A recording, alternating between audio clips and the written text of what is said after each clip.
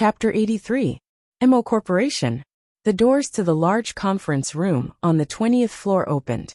The various levels of management filed out. Shen Mu followed behind Mo Jingshan, holding a stack of documents in his hands. As he read through them, he softly explained to Mo Jingshan several suspicious points from the meeting earlier. Mo Jingshan returned to the company's top floor. His long legs stepped out of the elevator. Secretarian, who had been waiting for a long time, approached him. CEO Mo, the Ji family's miss is here. Earlier on, you were in a meeting, so I had her wait for you in the office. Secretary An's smiling eyes met his gaze. The Ji family's miss? Mo Jingshan's words did not waver. If the person who came was Jin Wan, and Shuyan would definitely not use such a form of address. Even if she did not address Jin Wan as Mrs. Mo, she would not use such confusing terms. Secretary An slowly smiled at him. CEO Mo, there are still some documents to tidy up in the secretary's office. I'll go get busy first. Mo Jingshan only listened and did not respond. He returned to the office. The moment he entered, he saw the so-called Ji family's miss. Ji Mengran was currently tidying up the documents on the CEO's office. There was a cup of freshly brewed coffee on the table. Mo Jingshan's expression was as cold as ice. What are you doing here? Ji Mengran raised her head and smiled at him. Brother Jingshan, have you been very busy recently? Mo Jingshan stood in front of the office door. The door was open, but he did not enter. His cold tone became heavier. This is not a place you can enter. Get out. Ji Mengran had just tidied up a stack of documents. Hearing his words, she obediently placed the documents back in their original positions. She then raised her eyes and smiled at him. Earlier on, I only wanted to wait here for you and help you tidy up. Seeing that you don't even have a cup of coffee, I personally brewed one for you. Hurry and try it. I don't know if you prefer American or... Mo Jingshan's brows were slightly stern. The Mo Corporation doesn't lack secretaries or assistants.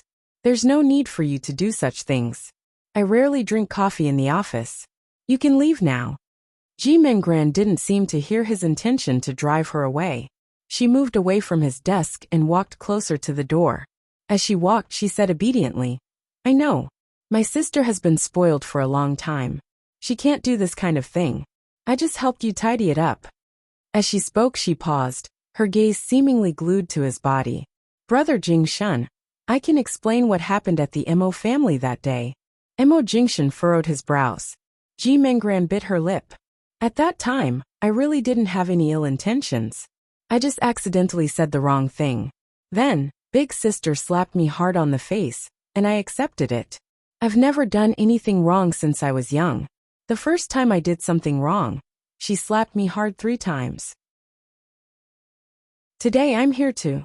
Ji Mengran's eyes widened. After being grounded at home by her father for several days, she finally seized the opportunity to run out of the Ji family home when Ji Hongwen went to the neighboring city to discuss a collaboration. Shen Haru did not look at her too harshly. Ji Mengran had thought about it for the past 2 days. Since Jin Wan had made things clear that day, she couldn't act the way she did in the past. If she wanted to obtain this man, she had to adapt to the situation. As long as she persevered, she did not believe that Mo Jingshan would not be able to see her sincerity. 3 slaps. It seems like Jin Wan was merciful. Based on your uninvited actions today, it's only right for her to slap you 10 times. Mo Jingshan expressionlessly interrupted her. Ji Mengran suppressed the unwillingness in her heart. She choked for a moment before saying, Did you really not notice that Jin Wan has changed a lot? In the past, her words and actions were very straightforward. She would never beat around the bush when doing things. But the current Jin Wan, no matter what she says or does, it seems like there's a purpose to it. She hides a lot of thoughts. I suspect that the reason she suddenly approached you is because she has some ulterior motives. Brother Jingshan, you mustn't be deceived by her. Although she knew that Mo Jingshan would not easily pay attention to her words, Ji Mengran still wanted to remind him that Jin Wan's change was definitely not that simple. It had already been so long. She did not believe that he had not suspected Jin Wan's change. Mo Jingshan's lips curved up imperceptibly. It seemed like a smile, but it was cold and devoid of warmth. Ji Mengran instinctively tensed up. The Ji family's second miss came to my place to stir up trouble. And the person she's stirring up is even her own sister. Is this how your Ji family's upbringing is? Ji Mengran composed herself and smiled meaningfully. Our Ji family's upbringing. Brother Jingshun, can't you see it more clearly in my sister? Mo Jingshan's lips curved even deeper. His gaze also became much colder. Ji Mengran did not look directly into his eyes. In the past, the one who caused trouble in front of you was clearly Jinwan. Brother Jingshun, you're so good to her. She's not worthy of your protection. In the past, she didn't seem to have a good upbringing in front of you. So what's so good about Jinwan? If you had even half of Jinwan's upbringing and awareness, you wouldn't be thinking about your sister's husband. Mo Jingshan's thin lips spat out these cold words. He was extremely harsh. Scram. Ji Mengran's face instantly turned red and white. After being stiff for a long time, she bit her lips harshly. Brother Jingshan, I just want to talk to you more. I don't have any other intentions. There's nothing wrong with liking someone. Besides, back then, Jinwan only married you unwillingly. It's only a family marriage. If it weren't for the fact that I'm still a year away from the legal age of marriage, perhaps the person who married you would be me. Mo Jingshan was cold and indifferent. Do you think that if the Mo family randomly shoves a fiancé into my hands, I'll definitely marry her? Ji Mengran heard the hidden meaning in his words and secretly furrowed her brows. Did he mean that if it wasn't for Jinwan, he would not have agreed to marry her? She took a deep breath and suddenly turned around to pick up the coffee on the office table. She walked over and said earnestly, Brother Jingshan, no matter what you think, I've already said it. This is the coffee I personally brewed. Try it. Mo Jingshan was unmoved. Ji Mengran insisted. It's really delicious. I remember that in the past, Jinwan didn't even know how to brew coffee. I don't think I'm worse than Jinwan in any way. I can even improve myself for you. Right now, I don't even know what Jinwan's motives are. I'm afraid that one day you'll be hurt by her. The coffee was handed over, but Mo Jingshan did not take it. He did not even have the intention to extend his hand. His tone was mild. I don't hit women. Are you going to scram yourself? Or are you going to call the Mo Corporation's security up? Ji Mengran did not have any intention of leaving. She continued to stare at him. At this moment, the sound of high heels hitting the ground could be heard from outside the office.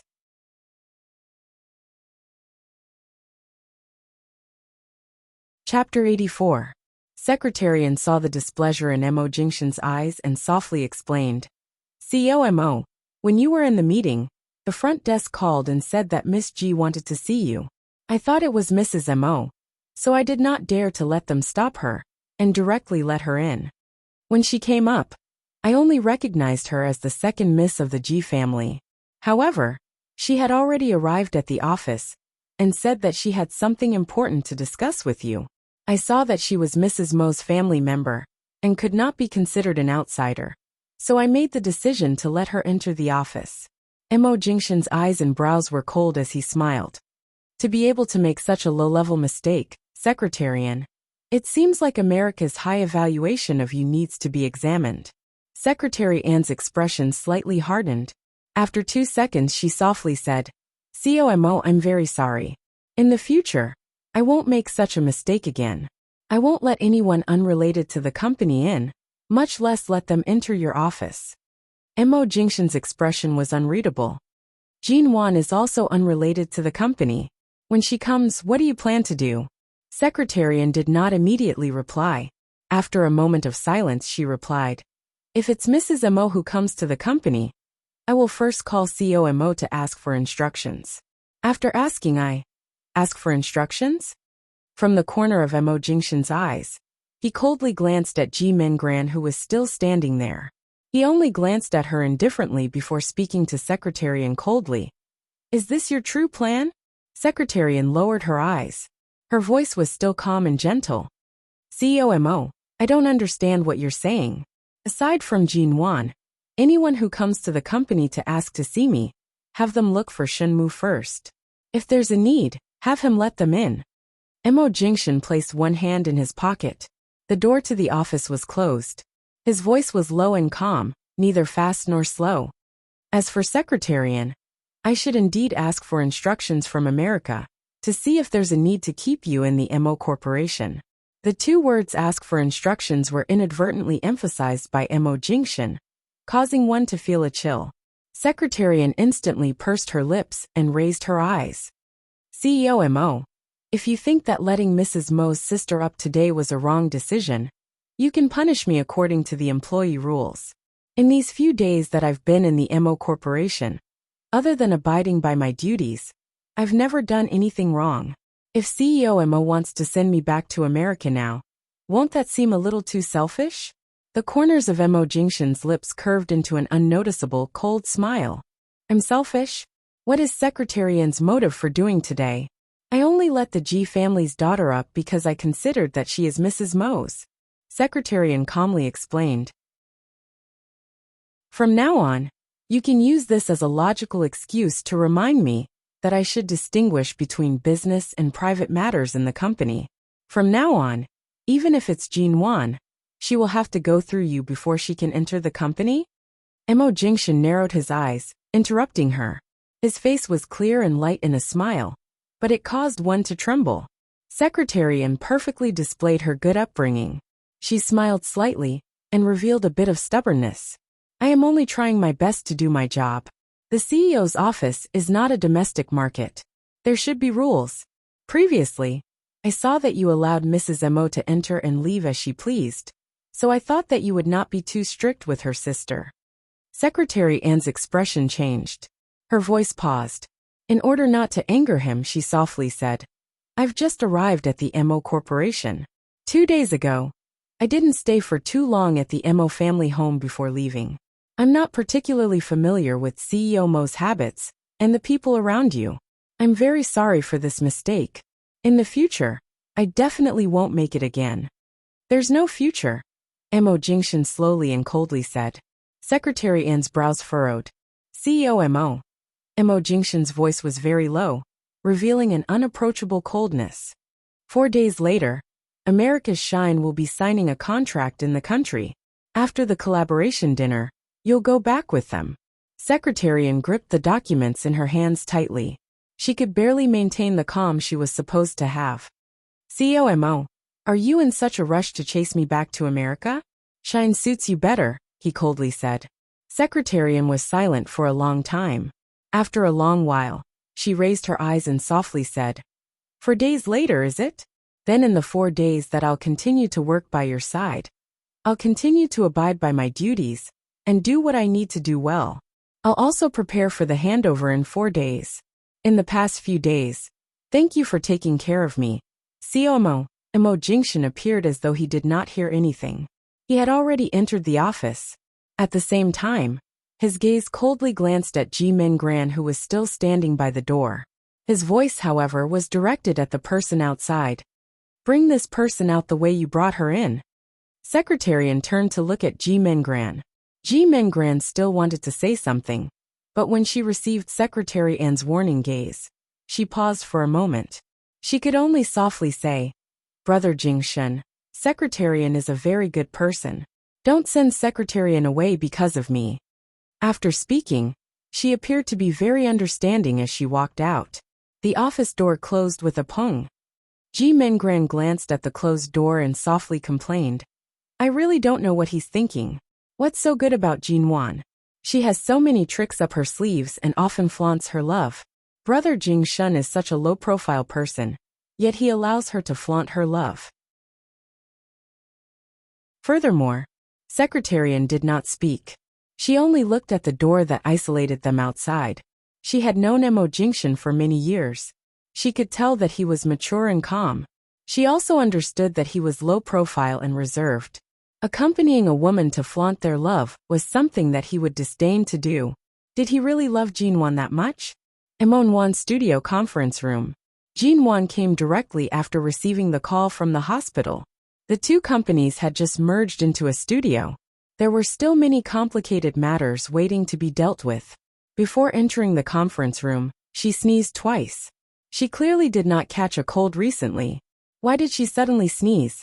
Who was scolding her behind her back? Boss Nguyen, The meeting is about to begin. Are you feeling unwell? Xiao Ba, the intern assistant who had just arrived, asked with concern. I'm fine. Jinwan walked in. Today was the first management meeting, after merging the two companies into Emonwan Studio. After Jinwan sat down, she looked around at everyone's expressions. She had a rough idea of what was going to happen. After all, they were the management left behind by Han Tianyuan. What had to happen would happen sooner or later. Half an hour into the meeting, the HR manager stood up and said, Miss Ji, I've decided to resign. Jinwan's gaze was calm as she glanced at him. Reason? It's impossible for me to work under a 20-year-old woman. A young lady wants to lead these two companies, vainly try to interfere in the real estate industry, and even merge into some studio. From the way I see it, your concept and thinking of the company are not mature enough. The management system of the studio is also very weak. There is no future for me to develop here. Chapter 85. Jinwan calmly sipped the coffee that Xiao Ba had just handed over, and did not immediately respond. Afterward, several other managers stood up. Most of them were important managers or department heads. I'm sorry, we also intend to resign. Jinwan put down the coffee, her lips curving into an unfathomable smile. Anything else? The conference room fell into silence once more. It was as though everyone could imagine how flustered and helpless Jinwan must be right now, and how she had lowered herself to beg them not to leave because of the lack of suitable managers. However, no one expected that Jinwan's response would be such a cold word. The HR manager who had taken the lead paused. Miss Ji, what do you mean by this? The few of us resigned after careful consideration. We did not discuss it in private. Are you implying that we deliberately incited everyone to leave with us? Jinwan calmly raised her brows. Did I say that? You took the initiative to resign. Firstly, I didn't reject you. Secondly, I didn't give you any face. Why are you so agitated? Seeing her indifferent attitude, the HR manager felt that he was being looked down upon by a 20-year-old girl.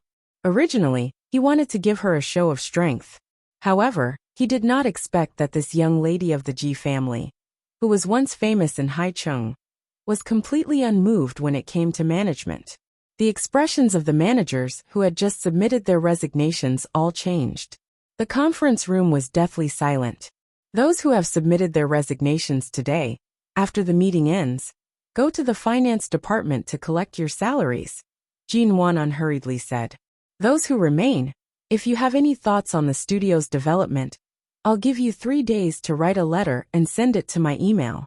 After the studio is officially established, the salaries of the remaining managers and employees will be doubled. Jinwan took another sip of coffee, calmly glancing at the various expressions in the conference room. Where were we? Let's continue the meeting. By the time the meeting ended, it was already past 8 in the evening. Jinwan walked out of the conference room with Xiao Ba following closely behind her. Boss Nguyen, did you notice that those people's faces looked like they couldn't hold it in anymore? Jinwan curved her lips.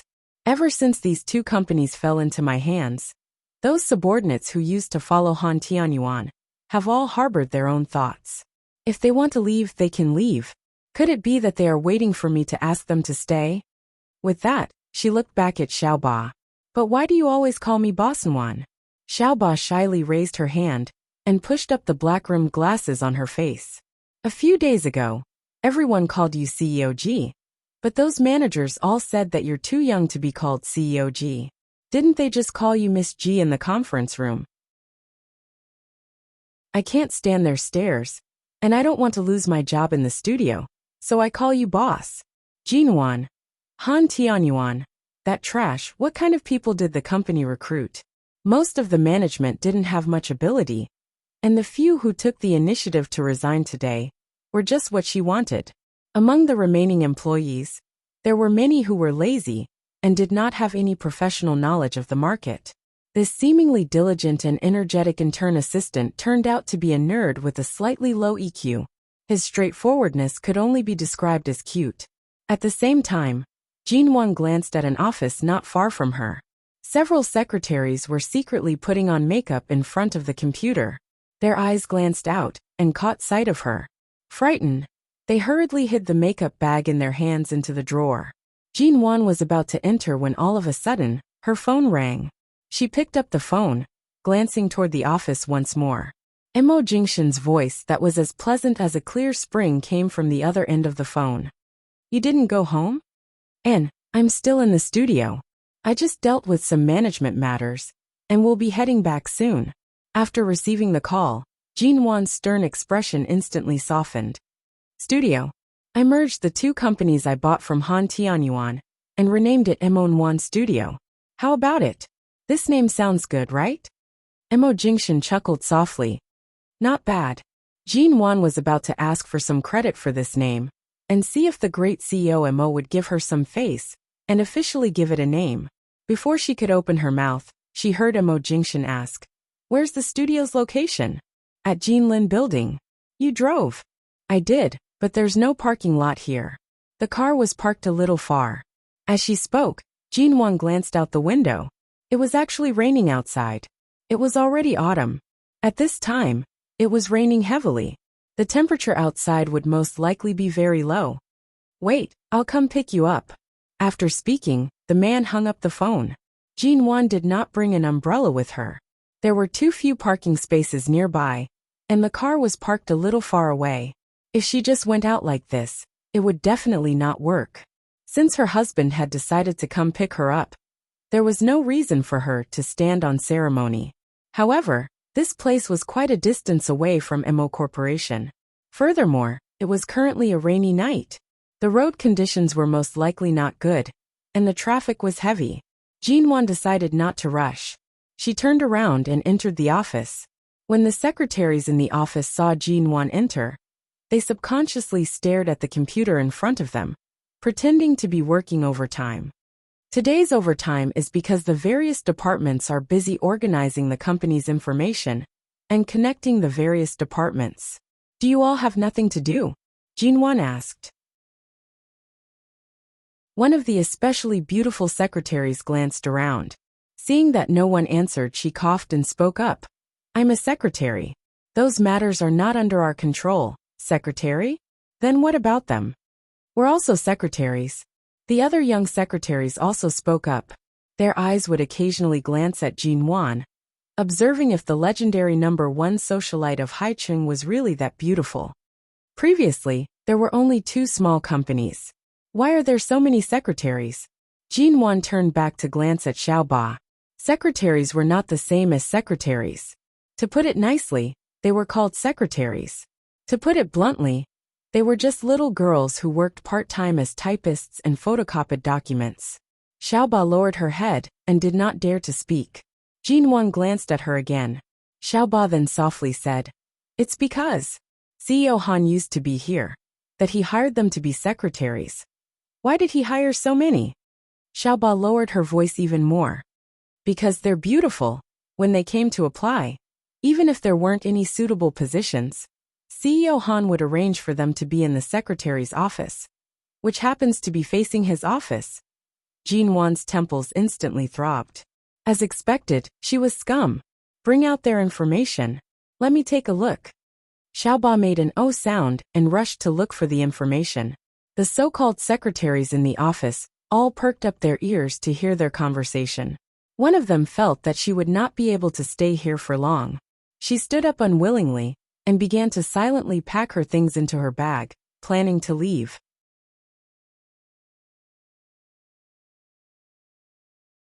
Chapter 86. Due to Jin Wan's threatening tone, the secretary paused for a moment. She then raised her head and said with disdain, "Che, aren't you just relying on the fact that your family has some stinky money? Do you think you're very capable just because you bought 2 companies?"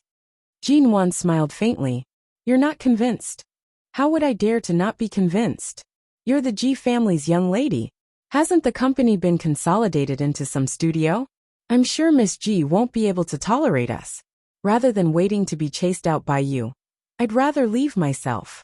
With that said, the clerk gave a look to the other colleagues, and the other clerks started to pack up without a word. Jin Wan glanced at the secretary, who was the first to rebel. She nodded her head in approval. And self-awareness isn't a bad skill.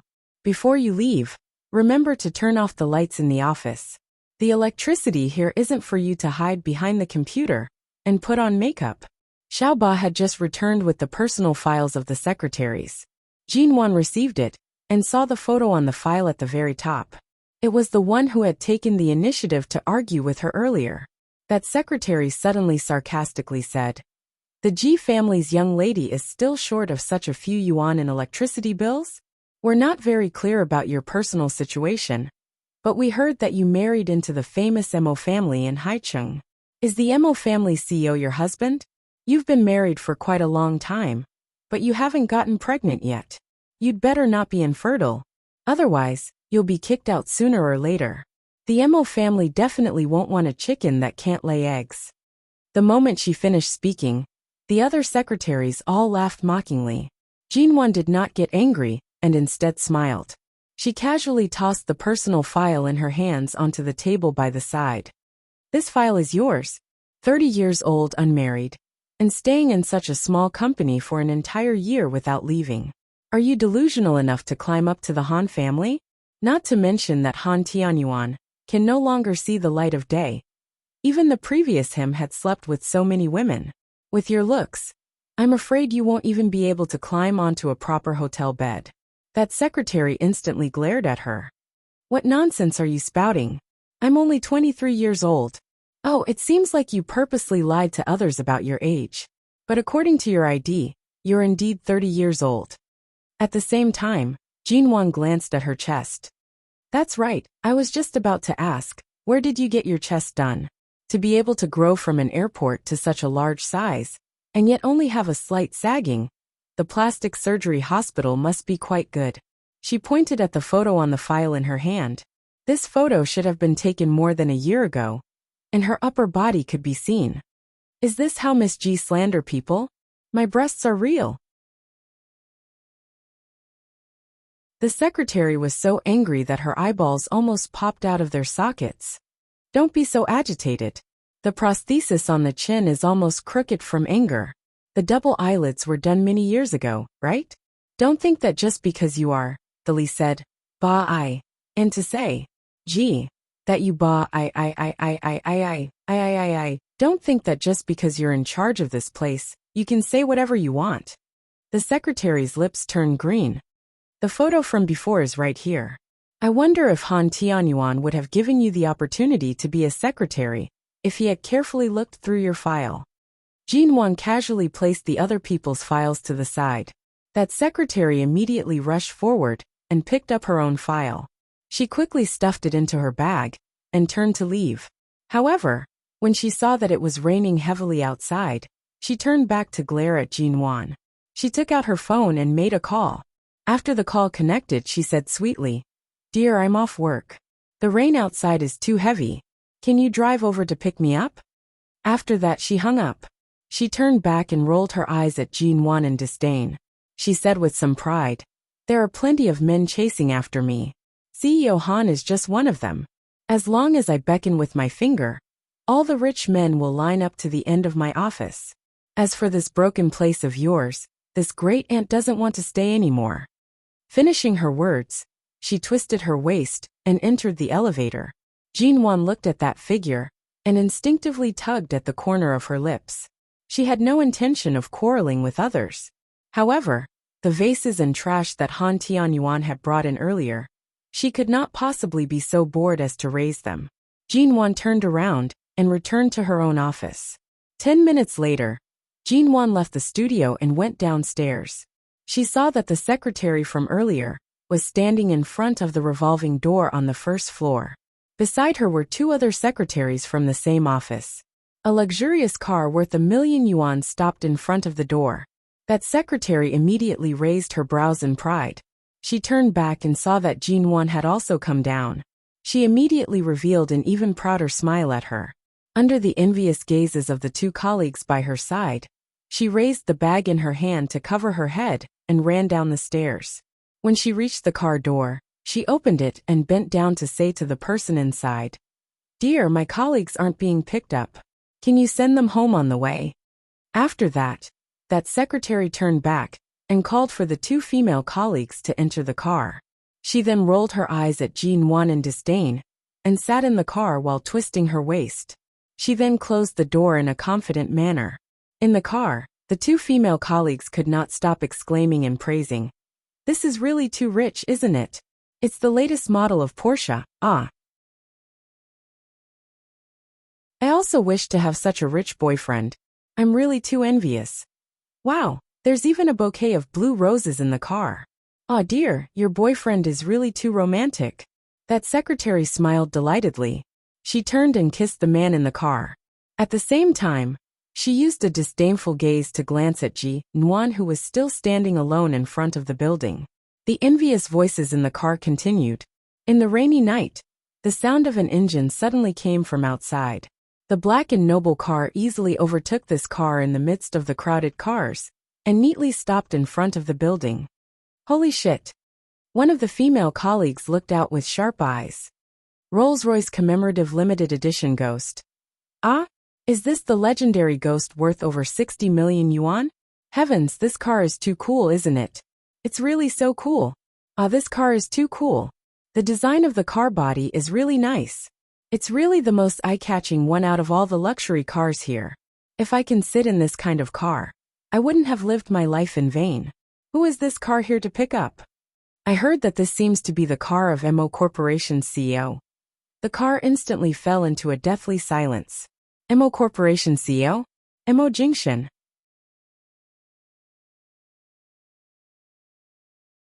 Chapter 87.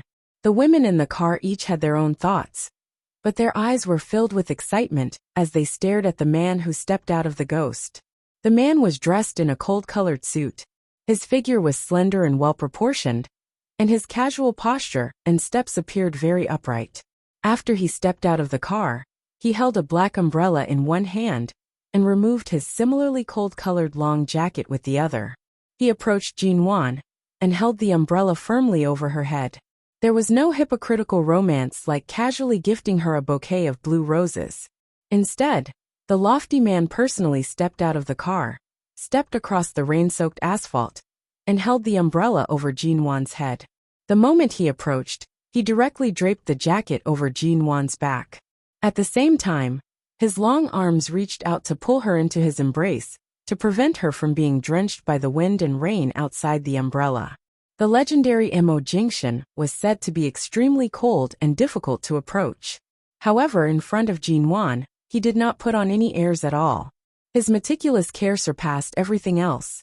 Mo Jingshan lowered his head to see that Jin-won's complexion was slightly pale from the wind.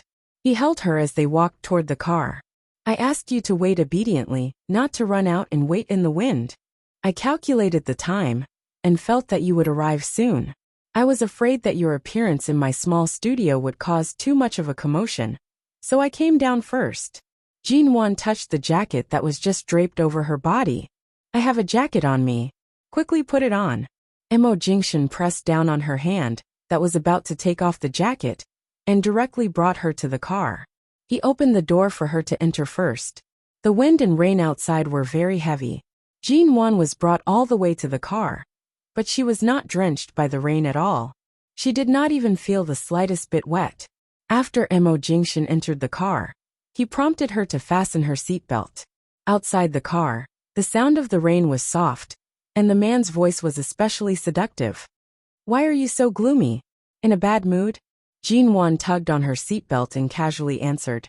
"No, it's just that I just merged the studio. There are many people and things that need to be sorted out. I'm a little tired." Mo Jingshan glanced at her listless expression and lightly snorted. "Treating your husband as a decoration? From the very beginning, I never intended for you to interfere in the purchase of these two small companies. Mrs. Mo, do you really want to achieve something yourself?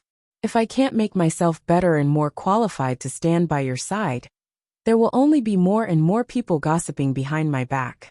They can't wait for me to sink into the dust and widen the gap between us," Jin-won said half-jokingly. Mo Jingshan's lips curved. "Dust? Even if someone presses you into the ground, I can still pull you out." "That's not necessarily true. When I'm by your side, Others probably don't even dare to touch a strand of my hair. But what if one day you're not by my side? Jin-won had only casually said this because of her previous life's experience. Emo Jingshin suddenly turned around, glancing at her. Emo Jingshin's sudden glance confused her.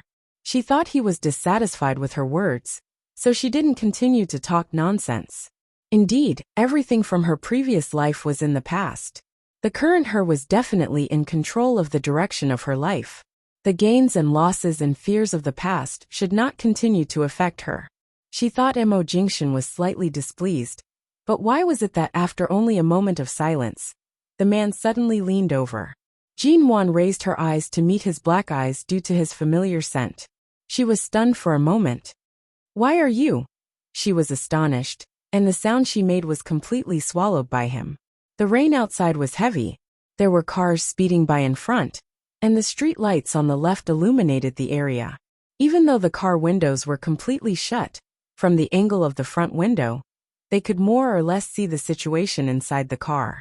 Jin-won frantically raised her hand to push him away, but the man did not stand on ceremony. He abruptly bit down on her lips, forcing her teeth apart. Slowly, he kissed her inch by inch. Warm and strong hands moved down from her shoulders, pulling her into his embrace through the seatbelt. Jin-won was slightly dizzy from the kiss. She panted and tried to avoid it, but the man's kisses landed on the side of her neck and ears. He kissed her earlobe, moved around, and sucked on her collarbone. He moved down, biting the edge of her collar as he tugged it down. Jin-won's hair that was scattered behind her was slightly messy, as it circled around her fair neck. "This is in the car." Jin-won struggled to find her voice, but it was only a soft moan. Emo Jingshin's kiss continued, not giving her the slightest chance to retreat. He entangled the kiss and slowly moved down the side of her neck.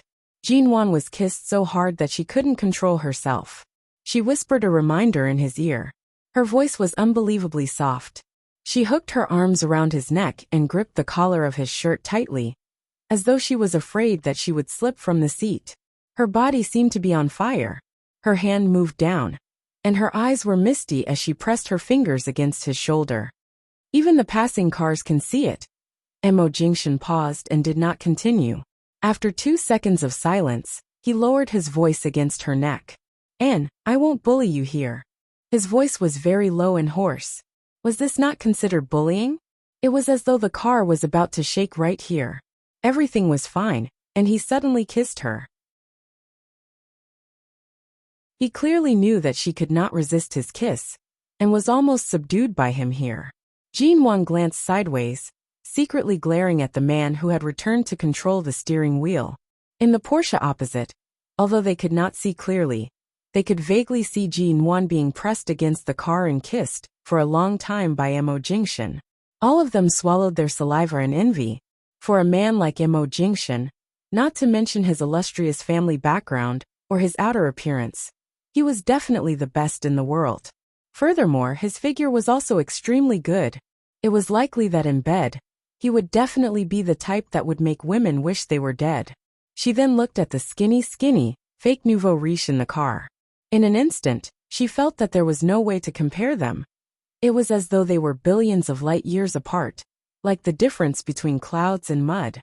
The two female colleagues only quietly glanced at each other, not daring to show all of their disdain on their faces.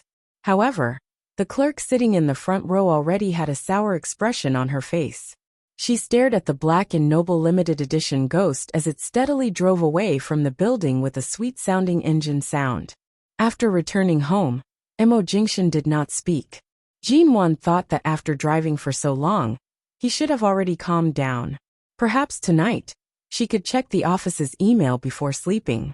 In the end, the moment she entered the password and the door opened, before Jin-won could even change her shoes, she was suddenly pulled in by the man. She could not even make a sound before she was kissed. Following that, her nose, cheeks, ears, chin, and finally her lips. Jin-won wanted to ask why he was suddenly so passionate tonight. There were clearly no signs of ambiguity earlier.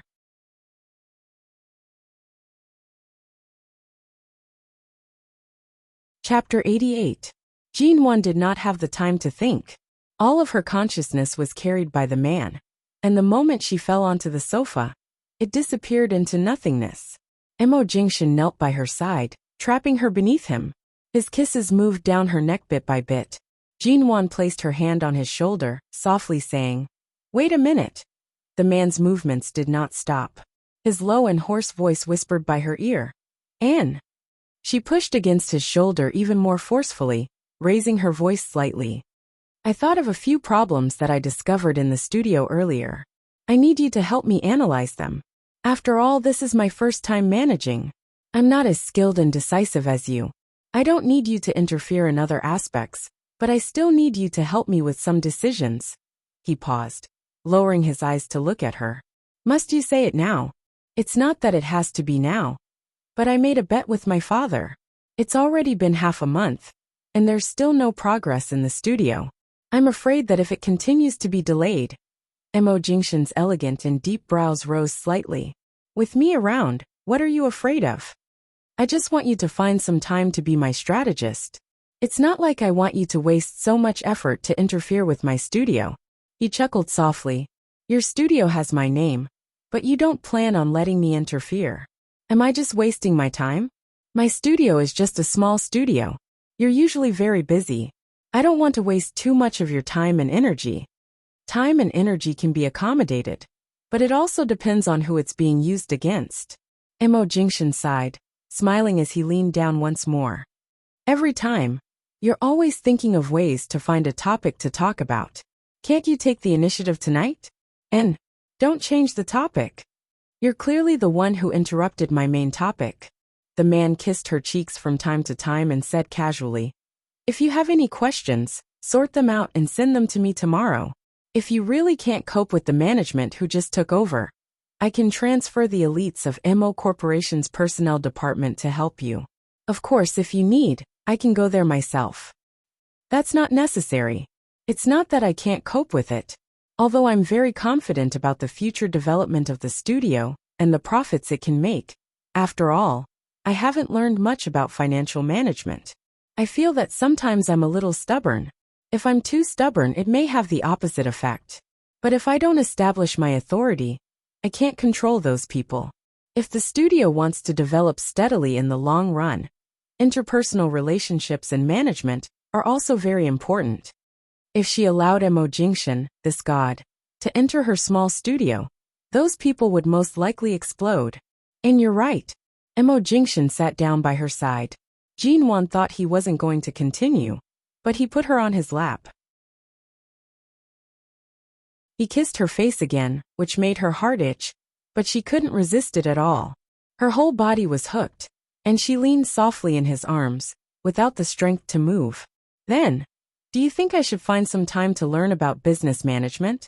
Previously, in order to allow me to work at G Corporation, my dad had signed me up for some related courses, but I never went," Jinwan said softly as she leaned against his chest. The man's low chuckle seemed to come from his chest.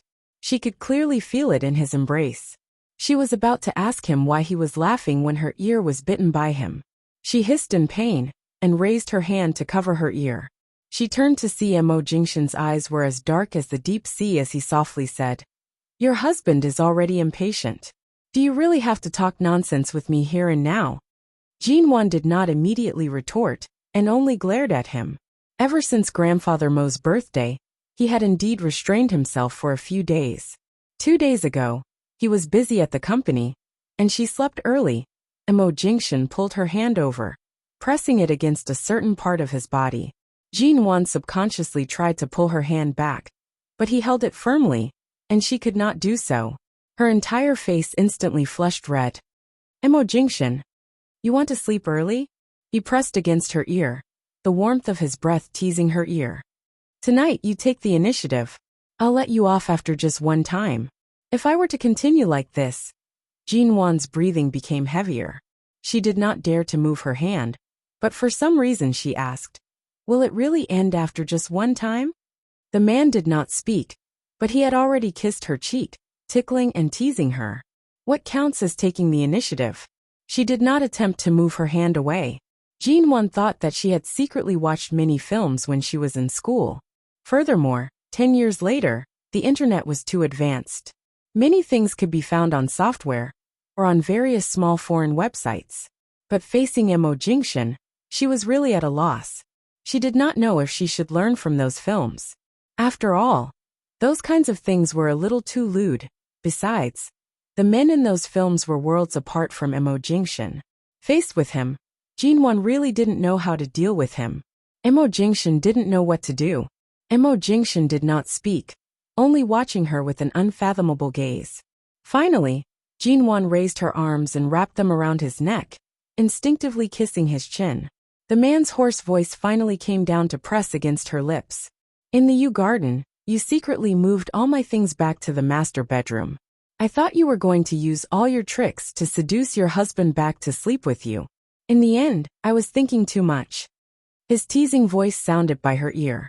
Jinwon's face instantly became as though it had been burned, turning even redder. Back then, she suddenly felt as though she had been reborn. She wanted nothing more than to stick her entire body to him. She wanted nothing more than for Emo Jingshan to immediately see her sincerity in wanting to be with him. Although she had indeed thought about taking the initiative to seduce him, she had never put it into practice. After all, every time, she would be led by him to the point where she could not control herself. How could she think about taking the initiative? You're really thinking too much. Jinwon bit down harshly on his chin. The man did not seem to feel much pain, but still gave a low moan. This moan made Jinwon's head feel as though it was about to explode. His strong hands had already reached her waist, pressing her into his embrace. It was as though he was threatening to make her feel the unconcealable changes in that part of his body. Jinwon could not avoid him, and simply wrapped her arms around him. She buried her face in his neck, and began to imitate the way she had seen in the past. She tentatively stuck out her tongue, and kissed the man's Adam's apple. The night she was drugged, she seemed to have done this as well. However, at that time, her mind was already muddled. Later on, she was pressed down by him on the bed, and did not have the strength to move.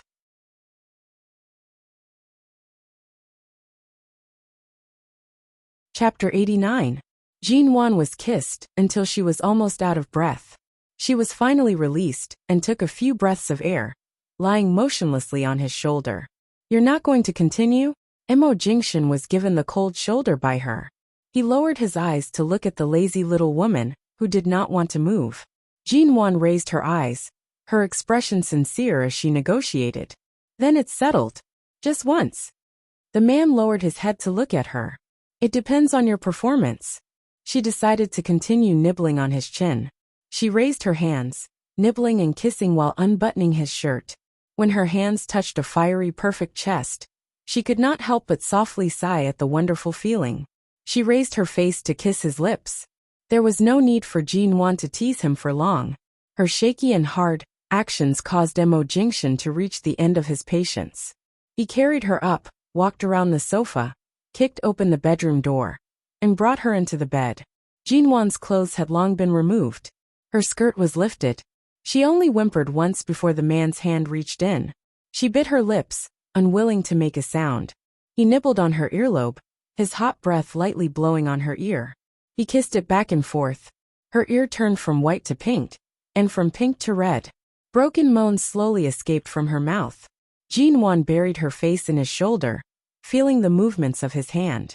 She could only tightly hold on to his half-open shirt, allowing the bone-chilling stimulation to attack her.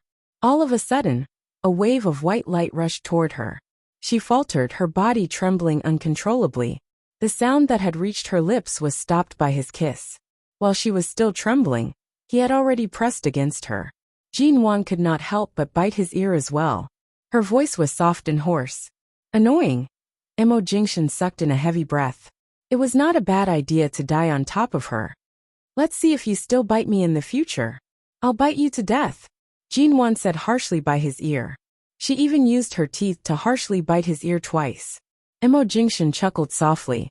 He did not reply but softly said by her ear, "Go ahead." Jinwon's gaze faltered. Her face was still warm, but her legs had already been easily separated. The man had already charged in. It was too heavy, too deep. Jinwon did not recover for a long while until she heard him whisper for her to relax. She whimpered and glared at him secretly, Her body trembled. She hadn't gotten used to it yet, so how could she relax? Who was the one who said it would be over after one try? It was only 9 o'clock when he got home. It was almost midnight when he finally finished. No matter how Jinwan scratched and bit him, he did not relent. After that, he took Jinwan to take a shower. She wrapped herself in the quilt and was about to fall asleep. The phone on the bedside table suddenly vibrated. Jinwan opened her eyes and glanced at it. It was Mo Jingshan's private phone. Why would there be a call at this time? Is there something urgent in the company? Mo Jingshan was still in the bathroom. Jinwan hugged the blanket and sat up. She picked up her phone and saw that it was an unknown number. She picked it up. Jingshan probably won't answer the phone for a while. Call back later. Jinwan picked up the phone and didn't wait for the other party to speak, directly explaining the situation. The person on the other end of the phone was silent for a moment. Then, Secretary An's gentle and probing voice sounded. Mrs. Mo? And Shuyan? Jinwan's drowsiness instantly dissipated. She glanced at the caller ID and memorized it. She placed the phone back by her ear. Secretary An? Calling your CEO Mo so late at night, is there something urgent? My apologies, Mrs. Mo. I've disturbed your rest. I know that CEO Mo has a video conference with the American side at 1 o'clock tonight, so he shouldn't be resting at this time. That's why I called. Secretary An politely and gently said. His other phone should be out of battery. That's why I called him. Jinwan did not speak. Calling someone else's husband in the middle of the night. Furthermore, her motive for returning to the country was so obvious. It was impossible for her to have no motive at all. I wanted to talk to CEO Mo about tonight's video conference. After all, it's a collaboration with America's Shine Group. Secretary An's voice paused for a moment before softly saying. Also, I wanted to ask CEO Mo, did I leave my lipstick in his car? Jinwan calmly glanced at the time. Oh, lipstick is it? When I came back with him last night, I really didn't find anything of yours in his car. Then perhaps it fell outside, Secretary An softly said. When I got off work tonight, I had just left the company when my car suddenly broke down by the roadside. The rain was too heavy, and coincidentally, CEO Mo's car passed by. I asked him to give me a ride. Before I left the car, I used the lipstick to touch up my makeup. When I returned, I realized that the lipstick wasn't in my bag. I thought I left it in CEO Mo's car. Jinwan held the phone and slowly smiled. There really isn't anything of yours in his car. Think carefully again. Did you leave it somewhere else? It's only a lipstick. Which brand is it? If Secretary An likes it, I can help you buy another one tomorrow. There's no need for that. I'm really sorry for disturbing Mrs. Mo by calling so late at night. It's fine. Today's rain was really heavy. It should be getting colder soon. Secretary An, remember to wear more clothes and bring an umbrella to work tomorrow. All right. Thank you, Mrs. Mo. You're welcome. Jinwan indifferently glanced in the direction of the bedroom door. She heard the sound of the bathroom door being opened. She softly said, Jingshan has already showered. Don't you have a video conference to discuss with him? Do you need me to pass the phone to him? Then I'll have to trouble Mrs. Mo. Secretary An's voice still carried a hint of a smile. Jinwan got off the bed and walked out of the bedroom. She saw that Mo Jingshan was really planning to go to the study. Hubby, Secretary An's call. Jinwan's voice was gentle as she walked over. When he turned back to look at her, she directly handed the phone to him. Mo Jingshan had just showered. His eyes were still filled with satisfaction. After showering, his expression was refreshed. His refreshing scent was mixed with a hint of late-night laziness. Jinwan did not look at him. She handed the phone over and turned to return to the bedroom. In the end, she had only taken 2 steps to the side when her waist suddenly tightened. The man's arm directly reached over to carry her back. Jinwan turned back to glare at him unhappily. Mo Jingshan did not let go of her, using his other hand to answer the phone.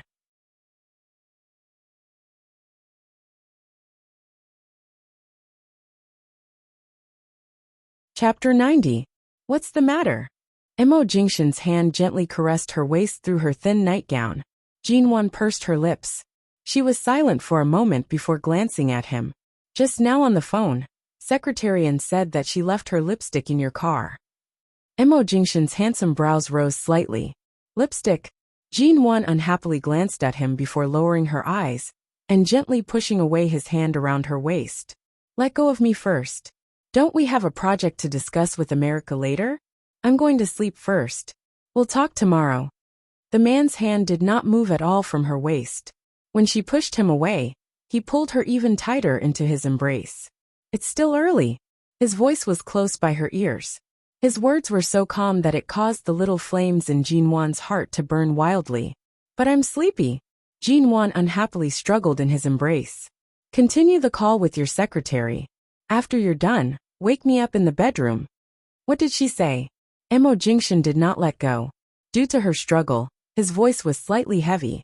Jin Wan could not move and decided to stop struggling. She allowed herself to be trapped in his embrace.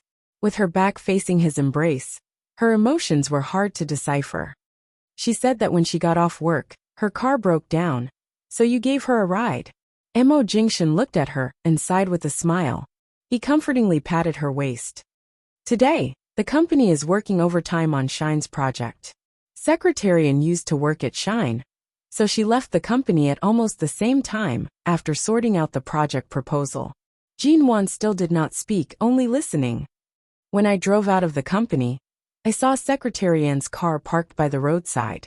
The car door was open, and half of her body was soaked in the rain. Regardless of whether it was because of her superior relationship or her relationship with the Yin family, it was impossible for her to ignore this scene. So you let her get in the car? Jin Wan glanced at him, the flames in her heart burning even brighter. Seeing that she was unhappy, Mo Jingshan's deep brows locked onto her, his hand caressing her head. I plan on sending the company's car to send her back. Secretarian said that the project documents needed for tonight's meeting are still in her bag. It should have been soaked, and she needs to rush home to prepare a new set. She directly asked if I could send her back. The corners of Jin Wan's eyes rose. She felt that this was too much of a coincidence. Her address wasn't far from the Jinlin building where you were at the time. Mo Jingshan's voice was steady and calm. His explanation was also sincere. I asked her to sit in the back row, and didn't touch Mrs. Mo's exclusive seat. Don't be angry, Anne? Jin Wan glanced at him from the corner of her eye. Then did you kiss her? The corners of Mo Jingshan's lips curved up. He smiled ambiguously. What do you think? Secretarian specifically told me just now that when she got out of the car, she touched up her makeup at the last minute, and even reapplied her lipstick. Why is she wearing lipstick?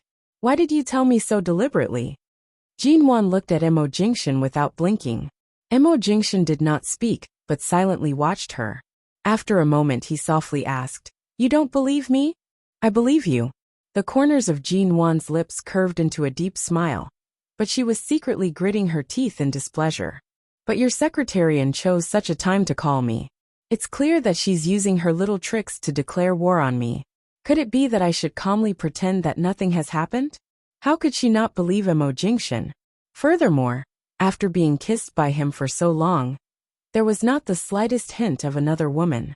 Whether her man was clean or not, how he behaved, she was naturally clear.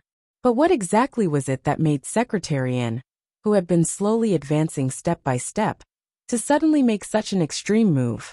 Did she no longer plan to continue playing her role as the CEO's secretary? Mo Jingshan's gaze indifferently swept toward the phone on the sofa. His gaze was cold and calm. He did not say a word, and it was impossible to tell if he was happy or angry. Just as Jin Wan did not plan on dwelling on this problem at such a late hour, the man's voice suddenly came from above her head. What kind of car do you like? Jin Wan was startled. She was still in his embrace, but her brain could not keep up with this rhythm. What car? In the future, leave that ghost in the company for public use. Let's change to another one. Mo Jingshan's gaze was clear and deep. He watched Jin Wan's slightly confused expression. Change car? Jin Wan almost choked on her own saliva. Although she was slightly disgusted by the fact that Shuyan had sat in his car today, she was not that crazy. Furthermore, that Shuyan sat in the back row. Usually, Shenmu or others would occasionally sit in the back row. This did not make her feel disrespected or anything. Mo Jingshan's thoughtfulness in this aspect was not something many men could achieve. Thus, Jinwan did not feel the need to change cars. Furthermore, this was a car that was worth more than 60 million yuan. And it was a Rolls-Royce commemorative limited edition Ghost. The current price was like this. 10 years later, it would only be more expensive. To collectors and luxury car enthusiasts, the price might even exceed hundreds of millions. Even when she was born in the Ji family, she had never squandered tens of millions without batting an eyelid. There's no need to change cars. I quite like this Ghost. I'm not that unreasonable. Jinwan pursed her lips. The man chuckled lowly by her ear. You like the Ghost? The other models of this car are also not bad. There's really no need to change. You're throwing a car worth more than 60 million yuan in the company for public use. You might as well use money to kill me. Jinwan raised her hand and patted his chest. However, she did not hit it hard. It was more like a tickle. She glared at him, threatening. You're not allowed to change. Aren't you unhappy? Mo Jingshan's voice was very low by her side. His voice was still magnetic and pleasant to the ears.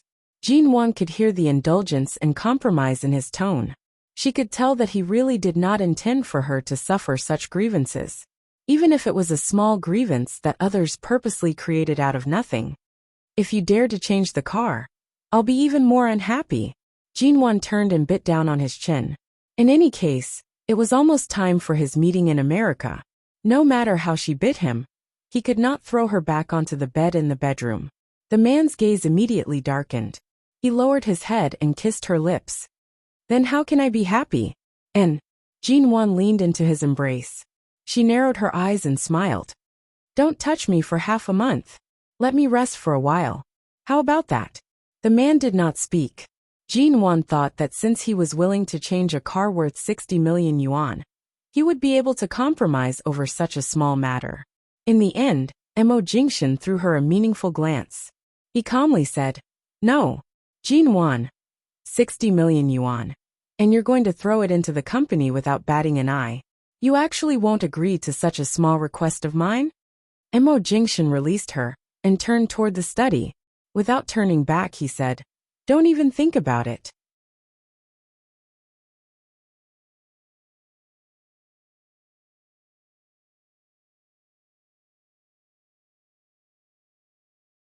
Chapter 91. The next morning, Jinwan did not drive herself. Instead, she sat in Mo Jingshan's car to the studio. When she entered the car, she casually scanned the interior of the car. In the end, she finally found a golden square tube of lipstick in an inconspicuous gap in the back seat. Jinwan reached out to retrieve the lipstick. She opened it to take a look and raised her brows in a light smile. When Mo Jingshan saw the lipstick, he calmly glanced at it. His tone was the same as last night. Are you sure you don't want to change the car? I'm not changing. Jinwan curved her lips, playing with the lipstick in her hand. Anyway, what I mind is not the car, and her motive is not this lipstick. Mo Jingshan's thin lips curved slightly. This little woman said that she believed him, and seemed to have thought it through, but her words still carried a hint of jealousy. In the afternoon, Secretarian drove out of the company. She suddenly saw Jinwan walking past the plaza in front of the company with a small gift bag in her hand. Mrs. Mo. Secretarian stopped the car by her side. She politely nodded and smiled at her. Jinwan turned back to look at her before glancing at her car. Secretarian's car was repaired very quickly. It broke down last night, and you can already drive it out normally today? Secretarian smiled lightly. Last night, I called the car dealer over. Their efficiency is indeed very fast. When I came to work today, I saw that the car had already been repaired and sent back. Not bad. Last night, it rained so heavily. Furthermore, it was outside of working hours. Yet their efficiency is still so fast. It seems like I can visit this car dealer often in the future. Jinwan handed over the exquisite gift bag in her hand as she spoke. Secretarian was startled. This is? Last night, your lipstick was indeed left in Jingshan's car. I only saw it this morning. Jean Wan smiled indifferently. It's a pity that I only found out when I sent you to the car wash. When the workers were cleaning the car, they accidentally wet your lipstick. I felt it was a pity to see that. Coincidentally, I don't have anything on today. Before I came, I bought a new lipstick of the same design. Here, take it. Mrs. Mo, there's really no need. It's just a lipstick. You don't have to buy me a new one. Besides, I accidentally left it in CEO Mo's car. The smile on Secretary An's face was polite and distant. She pushed open the car door and alighted. She was very considerate and polite as she stood beside Jean Wan to talk. Jean Wan noticed this detail and realized that Secretary An really knew how to conduct herself well. She curved her lips slightly and calmly said, "It was already late last night, yet you still specifically mentioned the lipstick over the phone. I thought this lipstick was very important to you. I've already bought it. In any case, this color doesn't suit me. Secretary An, you should just accept it." As she spoke, she threw a small gift bag containing a lipstick into the car seat through the window. Secretary An could not refuse and could only smile at Jean Wan. "How about this? I'll be heading to the business hall to retrieve some things in the afternoon. I wonder if there are any good coffee shops along the way. Mrs. Mo, would you like to have a cup of coffee with me? I'll treat you as a form of thanks for buying the new lipstick for me. This time, you've really asked the right person. I do know a few good coffee shops." Jean Wan was all smiles and did not reject anyone. Secretary An nodded and walked around the car with a smile. As she opened the car door, she said, "Then get in the car. Let's go have a cup of coffee together." It's hard to refuse such hospitality. I won't stand on ceremony then. Jean Wan smiled and entered her car. In the car, the two women casually chatted about random things along the way. However, it was as though they were purposely avoiding the topic of Mo Jingxian. They only talked about America's Shine Group and the various news in the country. They chatted and laughed as though they were having a good time. When they reached a street near the business hall, the two entered an elegant and clean coffee shop. Jean Wan casually ordered a cup of mocha. Secretary An also ordered the same. Secretary An also likes to drink mocha? It's all right. I grew up in America, so I don't really drink all kinds of bitter coffee. However, mocha is indeed one of my favorites. Although Secretary An's lipstick is different from mine, the brand is the same. You also like to drink the same coffee, so our preferences are similar? Jean Wan smiled as though it was unintentional. I just don't know if it's the same when it comes to liking men. Hearing these words, Secretary An was quiet for a moment. She then smiled. "Mrs. Mo, you specially came to find me today to have a chat with me, right?" Jean Wan raised her brows. "Then tell me, what do I want to talk to you about?" "Of course, it's to talk about COMO." Secretary An calmly and fearlessly looked into Jean Wan's eyes. "Mrs. Mo is a smart person. It's easy to talk to smart people. I don't need to play the role of an innocent person.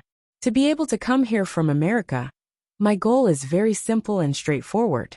It's just like the reason why Mrs. Mo came to find me today. It's as simple and straightforward." "So, Secretary An's lipstick is really just a cover? It's to lure me out and take the initiative to find you?" Jean Wan instantly smiled. Secretary An's lips curved imperceptibly. "Uncle Mo doesn't think highly of the marriage between you and COMO. Grandfather Mo is indeed muddle-headed. The so-called family's interests also have to be considered from a long-term perspective. Although the G family was once prosperous in Haicheng, the G Corporation's standards in all aspects are constantly declining. This marriage does not have the slightest bit of benefits for the Mo family. It can barely be considered a match between the two families, but it's just barely." Speaking up to this point, Secretary An directly looked into Jean Wan's calm eyes. "Forgive me for being blunt. Mrs. Mo, your actions before and after marriage cannot be considered a good wife. Furthermore, I heard that a few months ago, your relationship with CEO Mo was not very harmonious. You really wanted a divorce." Jean Wan chuckled lightly. As expected, Secretary An's call last night was to find an opportunity for this conversation. "Since Secretary An has spoken so clearly, then I won't hide it from you." Jean Wan supported her chin with one hand, blinking her eyes as she smiled at her. At the start, I was indeed not very used to life as a newlywed. I'm sure you also know how Jing Shun is a person who is cold on the outside, but warm on the inside. At that time, I didn't really understand him, so I always wanted to return to being single and regain my freedom. Secretarian looked at Jean Wan, her eyes probing and sizing her up.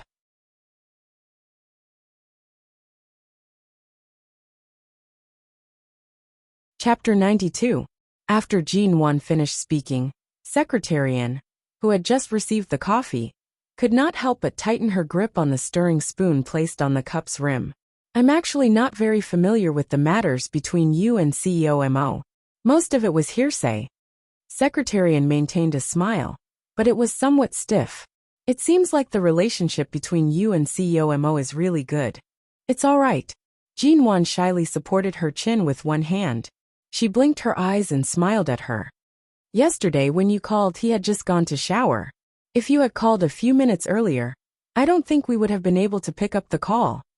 Jean Wan meaningfully blushed as she said, also that day, I was in Jing Shun's office.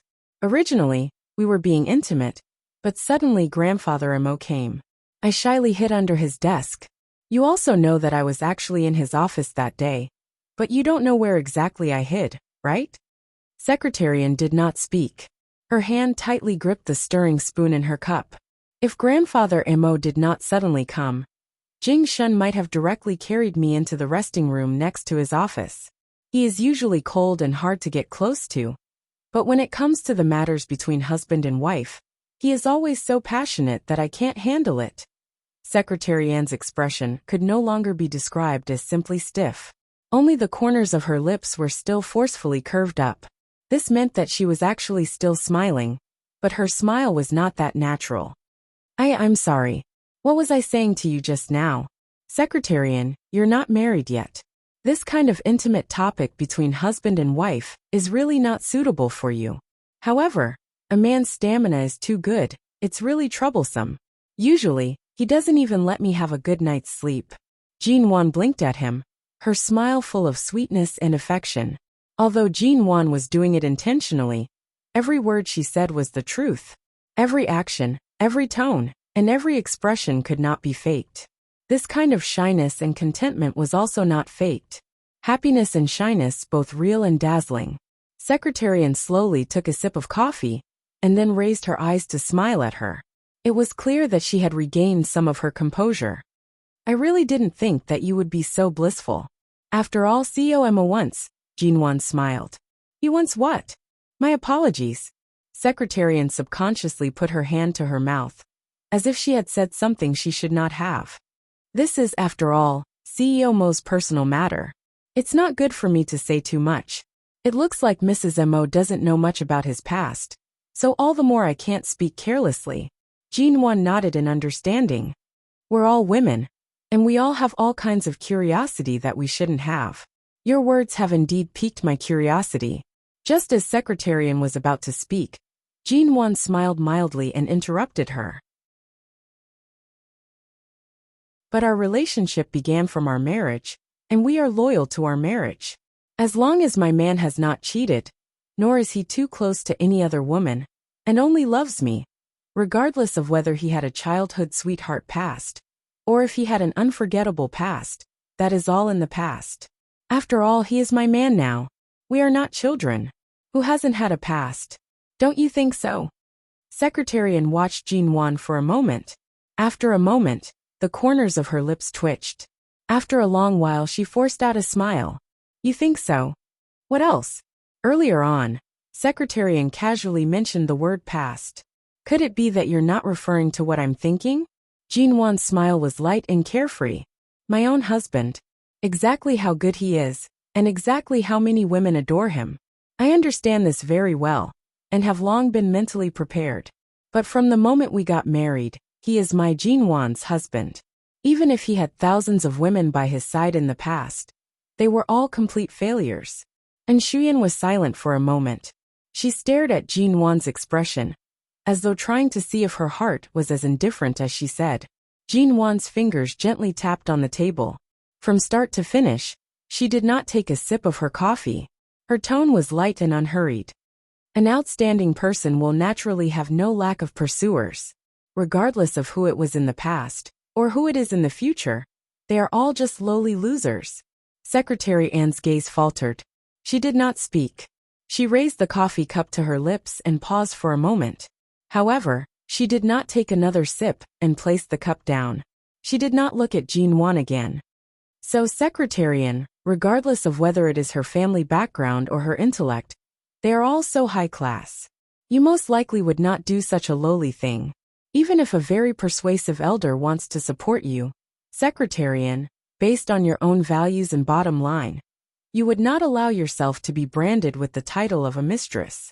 Am I right, Secretary Anne? After saying all this, Jean Wan took a sip of coffee. Her actions were calm. Even though her entire body was filled with aggression, her smile was languid, causing one to not feel the slightest bit of aggression. She was so elegant that it was as though she was watching from the sidelines, coldly watching a fish struggling in the mud. It's about time to go to the business hall. Let's drink coffee another day. Secretary Anne suddenly stood up and placed the 2 pink bills on the table. She picked up her bag and politely nodded at Jean Wan before turning to leave. All right, let's meet another day. Jean Wan raised her hand toward her. Like a lazy kitten waving its paw, she shook it at her. Before Secretary Anne could walk far, Jean Wan coincidentally picked up Mo Jingshan's call. She sweetly said, "Hello, hubby? Anne, I just met Secretary Anne at the entrance of your company. She invited me to a coffee." Secretary Anne's footsteps gradually quickened until she was out of the coffee shop. Your tone is like a cat that has stolen a fish. What did you talk about? Mo Jingshan could easily hear Jean Wan's emotions from her voice. From the corner of her eyes, Jean Wan glanced at Secretary Anne outside the window. As expected, before Secretary Anne entered the car, she turned back to look. Seeing that Jean Wan was still on the phone, she expressionlessly opened the car door and entered the car.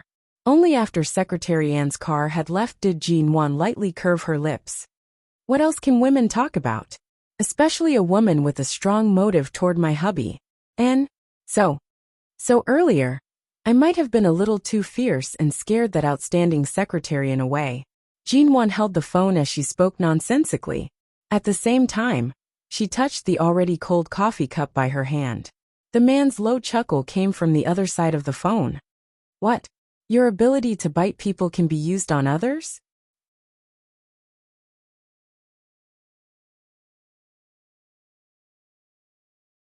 Chapter 93. Perfect. Mo Jingshan's voice was low and seductive. Who's more perfect than my Mrs. Mo? Don't try to coax me with such sweet words. Secretary Anne said today that the number of women you've had in the past could line up several times around the world. In the next moment, she could hear his low and husky laughter through the phone. Mrs. Mo's ability to rebuke people has improved by several times. Did you train your mouth overnight? Or have you been plotting against me for a long time? A wise man submits to circumstances. If I want to live a good life, I don't have to consider hugging someone else's thigh. After all, my husband is the thickest thigh in Haicheng. It would be a waste not to hug him. Furthermore, Jean Wan supported her chin with one hand, speaking into the phone. You've already swept away all the unnecessary obstacles on your thigh, leaving all the empty space for me. How could I not hug it? So Mrs. Mo's change is because you've finally learned to be tactful? The man's voice deepened, and Jean Wan heard a pen lightly tapping on the table on his side. Inexplicably, he could feel a dangerous aura coming from the other side of the phone. Being tactful is secondary. What's important is that Boss Mo's wisdom, martial prowess, and handsomeness have deeply convinced me. Jean Wan raised her brows. Anne, why don't you say that I've subdued you through sleeping with me? The man's tone was mild. Jean Wan was suddenly unable to refute. After all, she had indeed slept with him for one night. After waking up, she had completely changed. How else could she explain? She was completely speechless. Jean Wan decided to change the topic. I was just talking about the women you've had in the past. Don't talk about sleeping with me when you're so serious. You're my only woman. The identity of Mo Jingshan's wife is also unique to you. What else do you want to say? His tone carried a hint of a smile. Jinwan was choked for a moment. This man's words always hit the nail on the head. There were no loopholes for her to retaliate.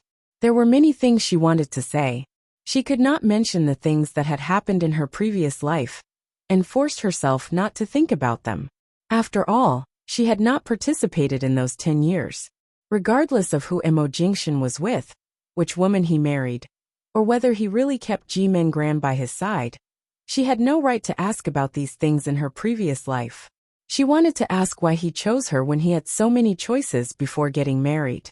In his eyes, Shuyan was nothing special. He could ignore her and reject her. But with Mo Jingshan's personality, although the Mo family was powerful, they had no way of controlling Mo Jingshan's life and decisions. Why did he not reject the Ji family's marriage? Why didn't he reject her? In the past, he had rejected Shuyan and many other socialites because of whom. Half a year ago, he had coincidentally accepted the Mo family's arrangement at that time. Jinwan calmly suppressed the various thoughts in her heart, but her heart felt like it had been knocked over. He really wanted to ask, in fact he wanted to ask too many questions. She had not participated in Mo Jingshan's past and future for the past 10 years. She only felt that it was strange and even unreachable. It's already afternoon. I'll go take a look at the studio first. Jinwan stood up as she spoke, handing the bills on the table to the waiter in the coffee shop. She took her phone and walked out of the coffee shop. You don't have to take Secretary Anne's words seriously. The foundation of marriage is trust. This word suits you, and it suits me even more. Don't worry, don't think too much, Mo Jingshan heard her leaving the coffee shop and softly comforted her. Jinwan softly made an N sound and did not say anything more. Don't forget what I promised you. 1 week. Jinwan's footsteps paused. 1 week. There were only 3 days left from the 1 week he promised to let Shuyan leave the Mo Corporation. Was he really going to let Shuyan leave just like that? Although Jinwan felt that she might be making a mountain out of a molehill, when it came to matters of the heart, women really could not tolerate the slightest bit of sand. Bottom lines and principles, she still had to uphold them. All right, she responded. The company will be busy these 2 days. There are many things that I need to personally discuss. There will be an international collaboration dinner the night after tomorrow. It will also be very late. I'll have Auntie Chen accompany you. It's fine. I can do it myself. There's no need to call her over. The sky gradually darkened. Jinwan returned to Aolan International. When she came out of the study with the notebook she used for work, she was about to return to the bedroom to continue reading. Her gaze swept past the door that had never been opened, and her footsteps paused. There was a sudden knock on the door. Jinwan's gaze moved away from the tightly shut door. Auntie Chen? She opened the door and saw that Auntie Chen was standing outside with a fresh fish and vegetables. Madam, I didn't disturb you by coming at this time, did I? Auntie Chen asked. No, but why would you? Sir asked me to prepare dinner for you, lest you slack off at night and only eat takeout. Auntie Chen entered with a smile.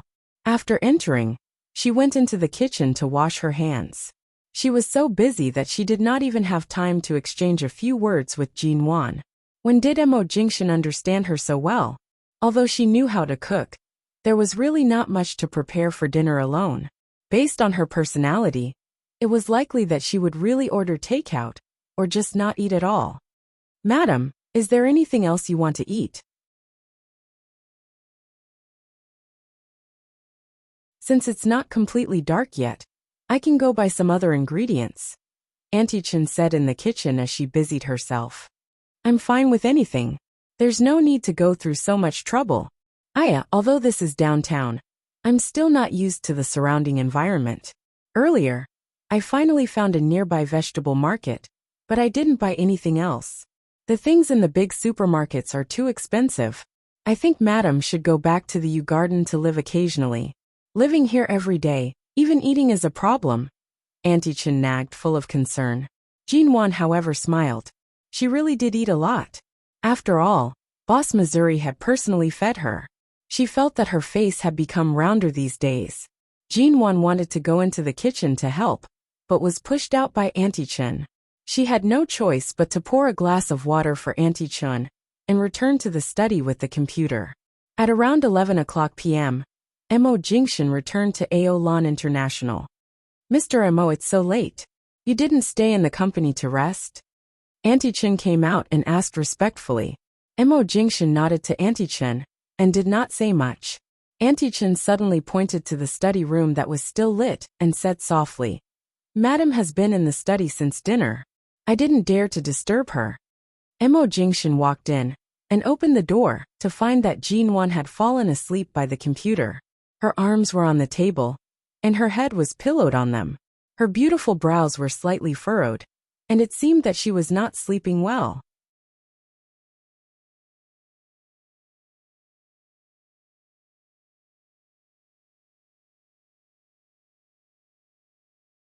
Chapter 94. When Jinwan woke up, it was already past 7 in the morning. Mo Jingshan's figure was no longer on the bed. She did not remember when she returned to the bedroom last night. Right now, her clothes had been changed into her usual nightgown. It couldn't be that Auntie Chen had the strength to carry her in and help her change her clothes, right? "Auntie Chen." Jinwan grabbed her slightly messy hair as she walked out. "Jingshan came back last night." "That's right, madam. Mr. Mo came back very late last night."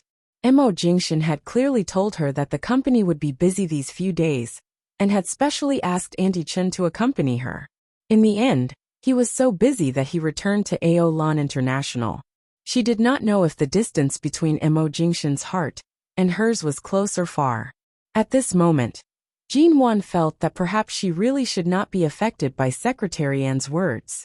There was no need to think about such things. She was simply worrying over nothing. "That's right. Mr. Mo also said that in the future, madam, you must return to the bedroom to sleep before 10.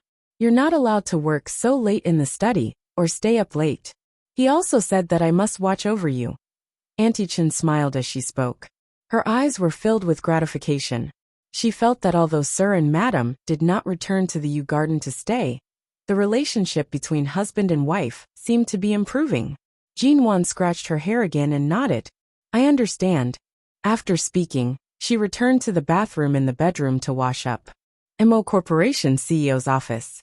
In front of the clear floor-to-ceiling windows, Mo Jingshan had one hand in his pocket as he listened to Secretary In and Shenmu talk about the project report from America's Shine.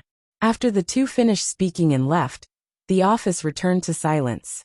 Mo Jingshan remained standing in front of the window without moving. His phone rang. Mo Jingshan picked it up and heard Qin Sighting speak with a hint of a smile. "I heard that Mo Corporation has finally accepted Shine Group's invitation to collaborate with them. They want to develop a large multinational capital chain. It's a rather large project. Do you have any objections?" Mo Jingshan's voice was low and indifferent. "I'm not interested in your merciless business. Of course, I have no opinion." Qin Sighting sneered coldly.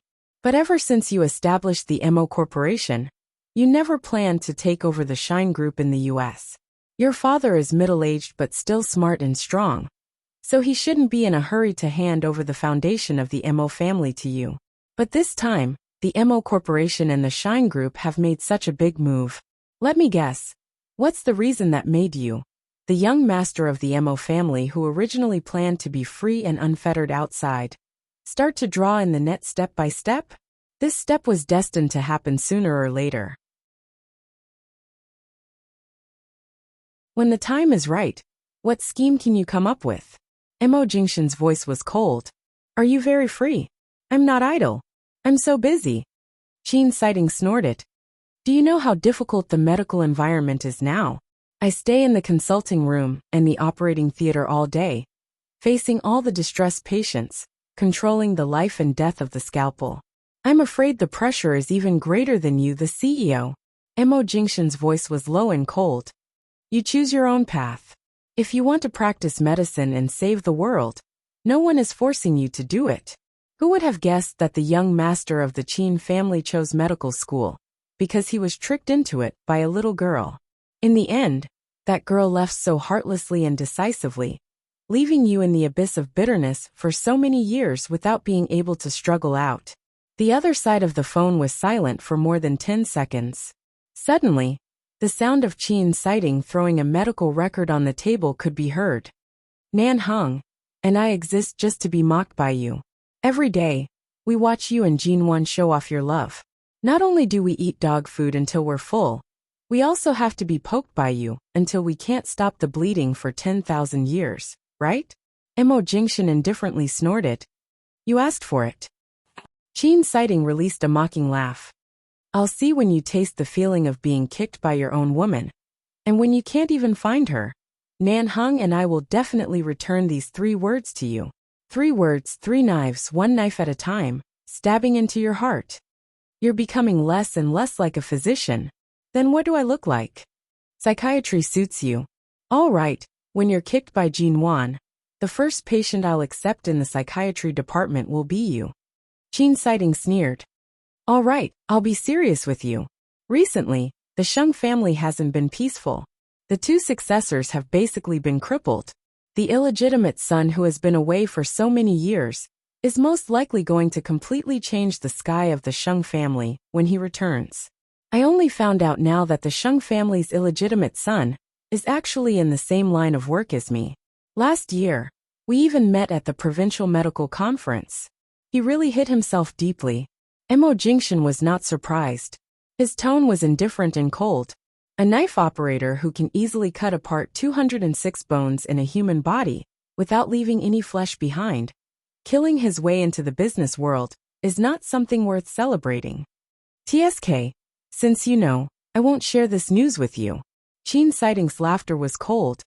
However, you should be careful of this kind of person who is good at hiding. After all, I also just found out that he has quite a deep relationship with Jinwan. As soon as Qin Sighting finished speaking, Mo Jingshan hung up the phone mercilessly. Qin Sighting. The next day when Jinwan woke up, she still did not see Mo Jingshan. Auntie Chen said that he still returned very late and left very early. She directly drove to Emonwan's studio. In the past few days, she had already shaved away most of the people in the studio. Those who remained were all silent out of fear. However, not everyone was afraid of her. After all, there were still some people who were waiting for her studio to close down, waiting to see her make a fool of herself. There were even people who harbored evil intentions. After returning from the studio, she went to Xia Tian's place. Unsurprisingly, she bumped into Dr. Sheng. The new ward you've arranged for Xia Tian is not bad. The environment and security are many times better than the previous one. Jinwan's words were considered a greeting, but her tone was very distant. Dr. Sheng coldly glanced at her. I really couldn't tell that you care more about your friend than your own little sister. My own little sister. Jinwan smiled faintly. Perhaps you don't know, but to me Xia Tian and my so-called little sister, the roles they play in my life are as different as heaven and earth. Dr. Sheng's cold brows did not move. He only stared at her for a moment, his voice low and cold. In your life, what role do I play? Jinwan coldly looked at him and did not speak. Dr. Sheng had long guessed that she would refuse to answer. He removed his mask and placed it in the pocket of his white coat. His expression was stern. I've already fulfilled the request you made a few days ago. Tomorrow night, I'll be representing the Sheng family to attend a banquet. If you want to cut all ties with me, why don't you agree to a condition of mine? Jinwan faintly furrowed her brows. What condition?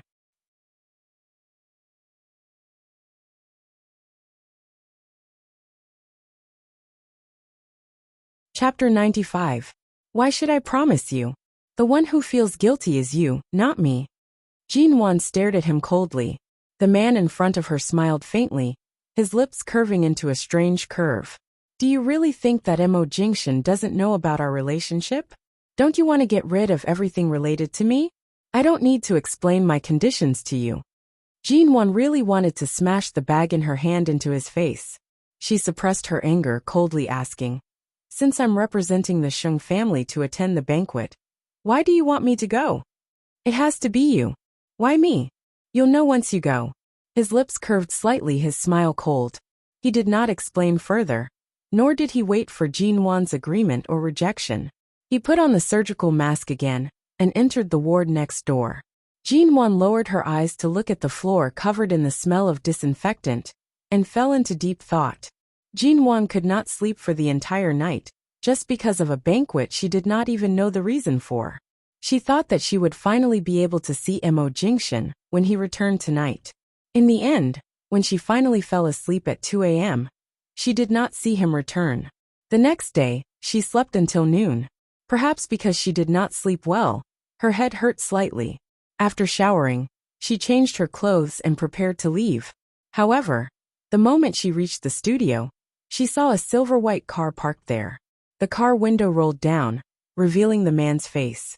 Although he was handsome, because he rarely walked outside, he lacked the moisture of sunlight, and often wore a surgical mask. As a result, he appeared slightly paler than the average good-looking man. Jinwon furrowed her brows, her gaze unhappy. How did you know I would come here? The expression of the man in the car did not change. He remained indifferent and cold. He glanced at Jinwon's businesslike attire, and an incomprehensible coldness and melancholy appeared in his eyes. Little girl, you've really grown up. Dr. Sheng. Jinwon coldly stood by the car door. Don't tell me that you've always been clear about my whereabouts. If that's the case, I'm afraid I'll call the police. The man watched her. Tonight, you're my female companion. Aren't the 3 words Dr. Sheng a little too unfamiliar? Jinwon's smile was cold, and her words were full of sarcasm. Sheng Yihan. When Sheng Yihan heard this form of address that he hadn't heard for a long time, his pale lips curled up slightly, but it was only for a moment before it disappeared. Yesterday, I didn't agree to attend that dinner with you. After a night of consideration, my answer is still that I won't go. Jinwon finished speaking and turned to leave without looking at him. However, just as he turned around, his vision suddenly darkened, and he almost stumbled forward. She hurriedly raised her hand to support herself against the street lamp beside her to barely stand. This morning he had a headache. Perhaps it was because of the bone-chilling autumn wind, the cold rain, and the cold air from the north. The autumn wind made people's headaches. The car door behind her opened, and her arm was immediately supported. She did not need to think to know who it was. A layer of goosebumps covered her body, and she flung the person behind her away, as though she had been electrocuted. Don't touch me. Sheng Yihan ignored her temper, and reached out to hold her wrist. What's going on? Are you not feeling well? Mind your own business. Jinwon could not even be bothered to look at him. Seeing her resistance, Sheng Yihan let go of her. Seeing Jinwon leaning against the street lamp, her expression did not look good. He said in an irresistible tone, "Go to the hospital." Jinwon was about to say no, take a deep breath, and try to stand firm when her wrist was suddenly tightened. The man beside her pulled her to the car, opened the door, and pressed her in. What are you doing? You've had a cold body since you were a child. Don't you know it? Go to the hospital. Sheng Yihan directly locked the car door, not giving her a chance to get out. When he also sat in the car, Jinwon coldly snorted. Why do I have a cold body? Don't you know better than me? It's all because of you. Sheng Yihan's hand that had just reached for the steering wheel instantly tightened. His expression did not look good. He coldly said nothing, started the engine and drove. She could not resist, and she did not have the strength to resist. Jinwon simply leaned against the back of the seat. At first, she was highly focused on guarding against him. But the temperature in the car was moderate, and her head was uncomfortable. Unconsciously, she gradually closed her eyes. She didn't know how long she slept. It was not until Jinwon felt her neck sore and painful that she slowly opened her eyes. The interior of the car was no longer as bright as it was during the day. She was still sleeping in the car, wearing a man's coat. The scent of medicine and disinfectant carried a faint smell. She froze, and very sensitively, she forcefully tore off the coat and threw it to the side. She sat up straight, looked up, and saw that the lights were already on outside the car window. She didn't know where the car was parked. There were many cars passing by, and it seemed that the car had been parked in this parking space for a long time. She turned to see Sheng Yihan sitting in the driver's seat. Because she woke up, he directly turned his eyes to her, and she couldn't tell whether he was happy or angry. His cold eyes fell on her face. It was very dark in the car, but it was not difficult to see each other's expressions. Jinwan frowned. Didn't you say you would send me to the hospital? Where is this? We've been to the hospital. You slept too deeply, Sheng Yihan said indifferently. Your physique and resistance are not up to standard, and you're afraid of the cold. The colder the weather, the more you need to wear. Doesn't Mo Jingshan even care about these things? How could he not care? Mo Jingshan could not wait for her to dress like a bear every day before going out. If she wore any less, his gaze would be able to freeze her. However, there was no need to explain this to him. Jinwan did not speak, only looking out the car window. She felt that this place seemed to be near a certain high-class hotel in High City. She looked up again. King's Court Hotel. Yesterday, Sheng Yihan had asked her to accompany him to a hotel in High City to attend a dinner party. Was it here? I've said it before. I won't go to any dinner party that has nothing to do with me. Why did you bring me here? Jinwan said indifferently, reaching out to open the car door. Seeing that the car door could not be opened, she turned to look at him coldly. Sheng Yihan, you're still as despicable as before. Open the door. Sheng Yihan appeared as though he did not hear her words. He indifferently glanced at the passing cars, his tone calm. The dress I prepared for you is in the back. Go change. I'm not changing.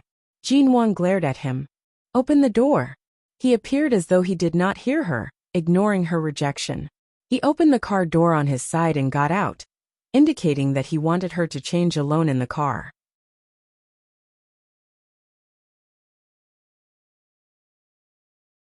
Chapter 96. Jinwan directly took out her phone to call the police. From the corner of her eyes, she suddenly saw a black limousine parked in front of the hotel. Two figures walked out, and her fingers on her phone paused. When she saw the two figures clearly, Jinwan's expression changed. It was Mo Jingshan and Shuyan. A few days ago, Mo Jingshan had indeed told her over the phone that he would be attending a dinner tonight. Why would he appear here with Shuyan? So they were attending the same dinner? From afar, she saw the two of them alight at the same time. Today Shuyan was dressed beautifully. She wore a white strapless gown. When they entered the hotel, Shuyan, who followed closely by Mo Jingshan's side, suddenly raised her hand and held onto his arm. Jinwan's mind instinctively reacted.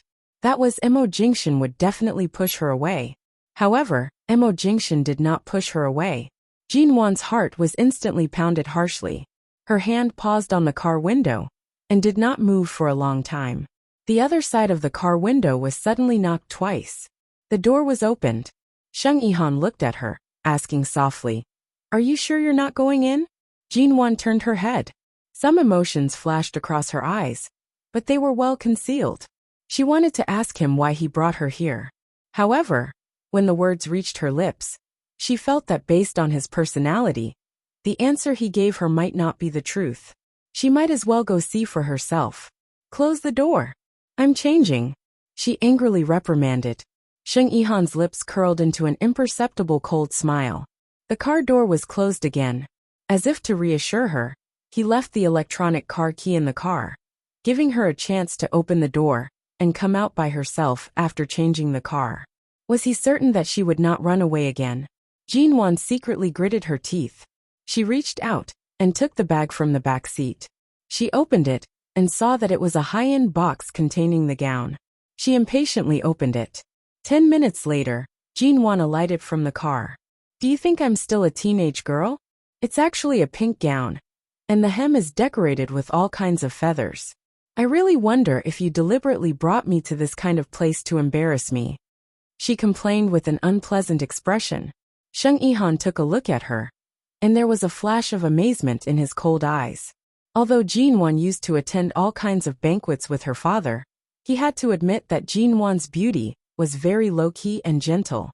It was not aggressive or lethal, but as long as she dressed up a little, her natural beauty was more attractive to men than her lethal beauty. You're only 20, why can't you wear pink?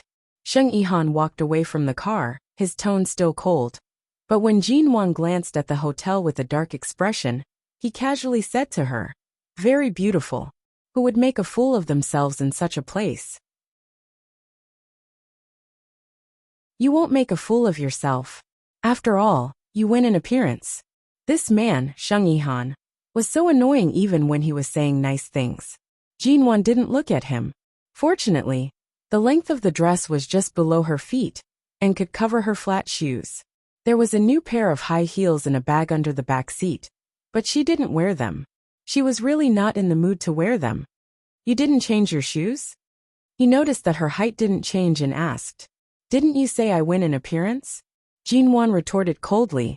Sheng Yihan didn't speak anymore but glanced at her dress again. She was more than 1.6 meters tall and had a slender figure. Her tight fit was perfect. Wearing such a dress, the length was just right. She really didn't need to wear a pair of heels that were more than 10 centimeters tall to look tall and slender like other women. He turned to the hotel, and Jinwan followed. As she walked, she simply used a rubber band to tie up her long hair, which was scattered on her shoulders and back, into a slightly fluffy bun on the top of her head. Then she walked in with a plain face. Before entering the main entrance of the hotel, Sheng Yihan noticed that she was dressed simply for this kind of dinner party and said meaningfully, I really didn't expect that the Ji family's eldest miss would one day be so crude. Crude? Jinwan held back a smile as she looked at the well-dressed people inside. Anyone who had gone through 10 years of hardship would not be able to be refined. Could it be that she would have to call a stylist to come over and style her before going in? If it was the Jinwan of the past, perhaps she would have done so. She didn't explain, and after entering, she didn't plan to get too close to Sheng Yihan. King's Court Hotel was the largest 7-star hotel in Haicheng. There were already many people in the luxurious banquet hall, and there were many people dressed in fragrant clothes. Famous politicians and businessmen stood in groups of 3 to 5, raising wine glasses and toasting. It was so lively that Jinwan was deeply suspicious. With such a grand scene, just what kind of dinner party was this? Jinwan noticed that there were many guests speaking with American English accents in the banquet hall. From their English conversation, she could vaguely tell that they were the senior executives and important members of the Shine Group. And tonight, Shine Group officially signed a contract with the MO Corporation for an international cooperation project. Recently, MO Jingshan had indeed been busy with this matter.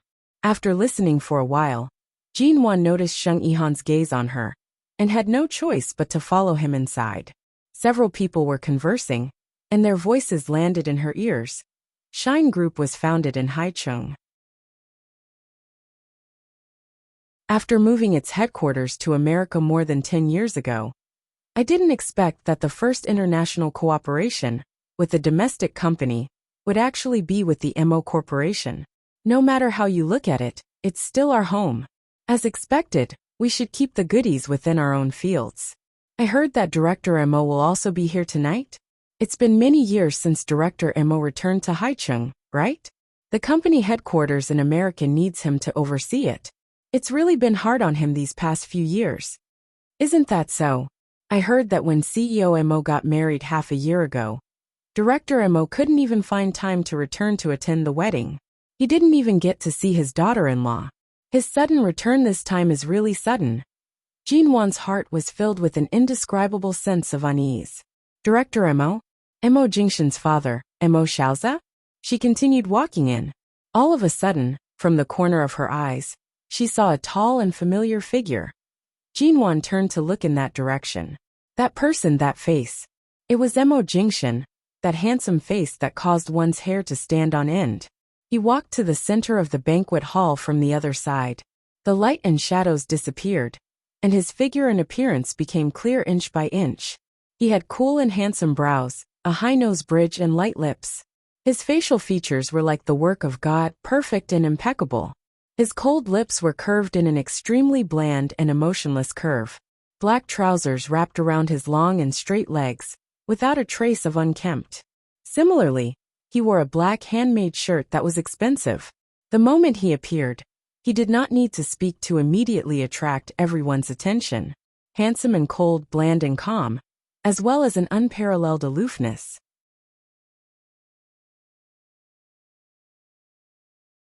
Chapter 97. MO Jingshan's expression was indifferent. It was impossible to discern his emotions, and he did not respond. However, Shuyan still stood very close to him, tightly pressed against him. She was originally wearing a low-cut gown, elegant and sexy. She pressed against his arm as they walked into the crowd, and Shuyan was clearly familiar with many of the people present. She greeted them with a smile, and occasionally glanced gently at Mo Jingshan, causing everyone who saw this scene to unavoidably overthink things. Mo Jingshan's eyes were wide open. Jin Wan stared in that direction. All of a sudden, Sheng Yihan stood by her side and handed her a glass of champagne. At the same time, he said in a voice only she could hear, "Tonight's theme has nothing to do with the Sheng family. However, my father has always been very interested in America's Shine Group's recent projects and asked me to investigate." Sheng Yihan's voice was indifferent, making it difficult to detect his emotions. Shine's foundation is in the Mo family, and it has been developing in America for many years. Its power and wealth cannot be underestimated, especially Shine's current chairman, Mo Xiaoza. It is said that he is an extremely stubborn person. The daughter-in-law he has taken a liking to is clearly the one by Mo Jingshan's side. Jin Wan forced herself to retract her gaze. She said unconcernedly, "This is a gathering place for the upper class, and it's a dinner with Shine as its theme. There's nothing wrong with him bringing Secretarian along. After all, this Secretarian came from Shine." "Is that so?" Sheng Yihan took a sip of champagne, chuckling meaningfully by her ear. Mo Xiaoza hasn't returned to the country for many years. It's rare for him to come back. Tonight, many of the Mo family's people will be gathered here. As the rightful granddaughter-in-law of the Mo family, you were not invited. Even Mo Jingshan himself did not plan on bringing you along.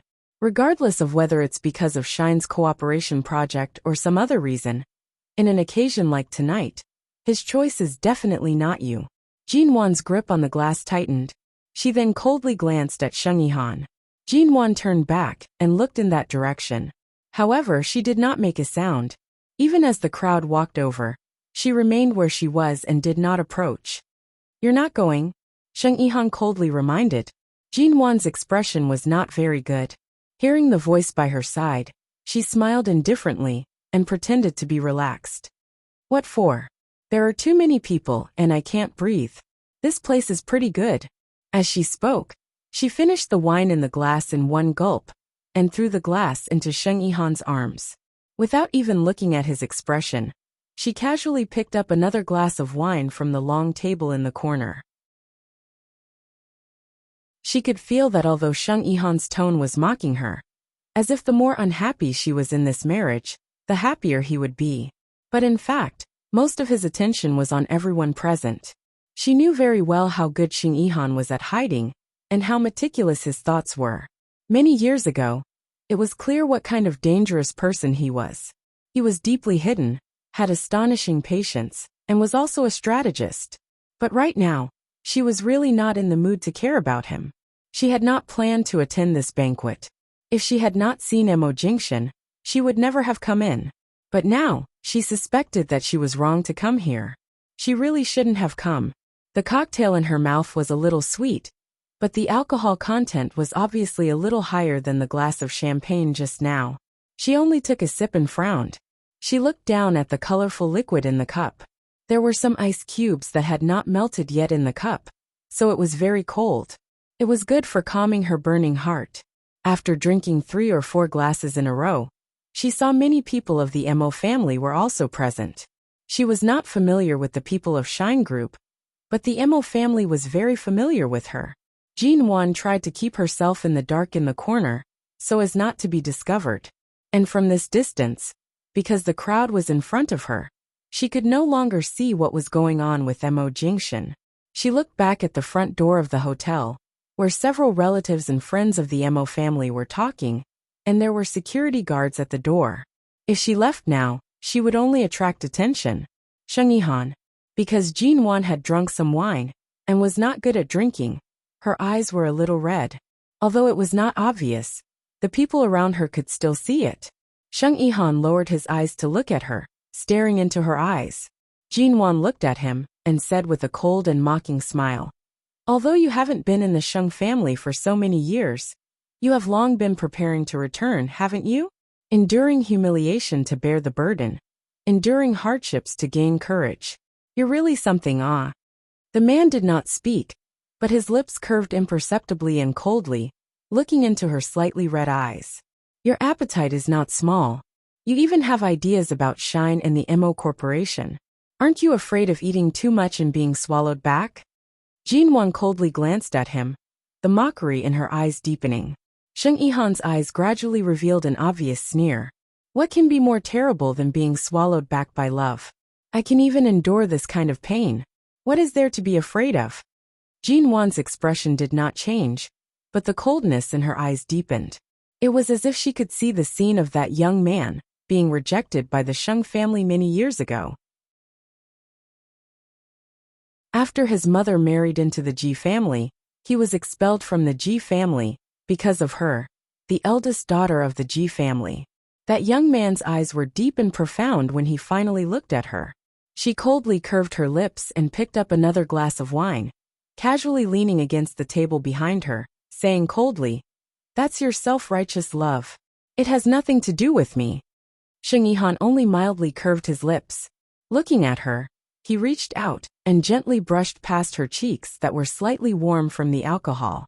Jinwan instantly turned her face away in disgust, and then coldly looked at him. "What are you doing? The first time I saw you, you were still the high and mighty young lady of the Ji family. Like a princess who despised everyone, you walked through the dazzling banquet hall. Then behind your father's back, you hid in a corner and secretly tasted the wine. In the end, you got drunk and slept in a corner, your face as red as an apple. I went to carry you out, but you bit me." Jinwan unconcernedly moved the glass away from her lips, coldly saying, "If it were now, I definitely wouldn't have bitten you. After all, you're too dirty." Her gaze was cold and sharp, and her words did not leave him any face. Jinwan did not wish to continue this topic. Although the alcohol content of the wine at the banquet was not particularly high, she really could not hold her liquor. Furthermore, her mood was slightly affected, and she drank several types of wine mixed together. The headache she had during the day came again.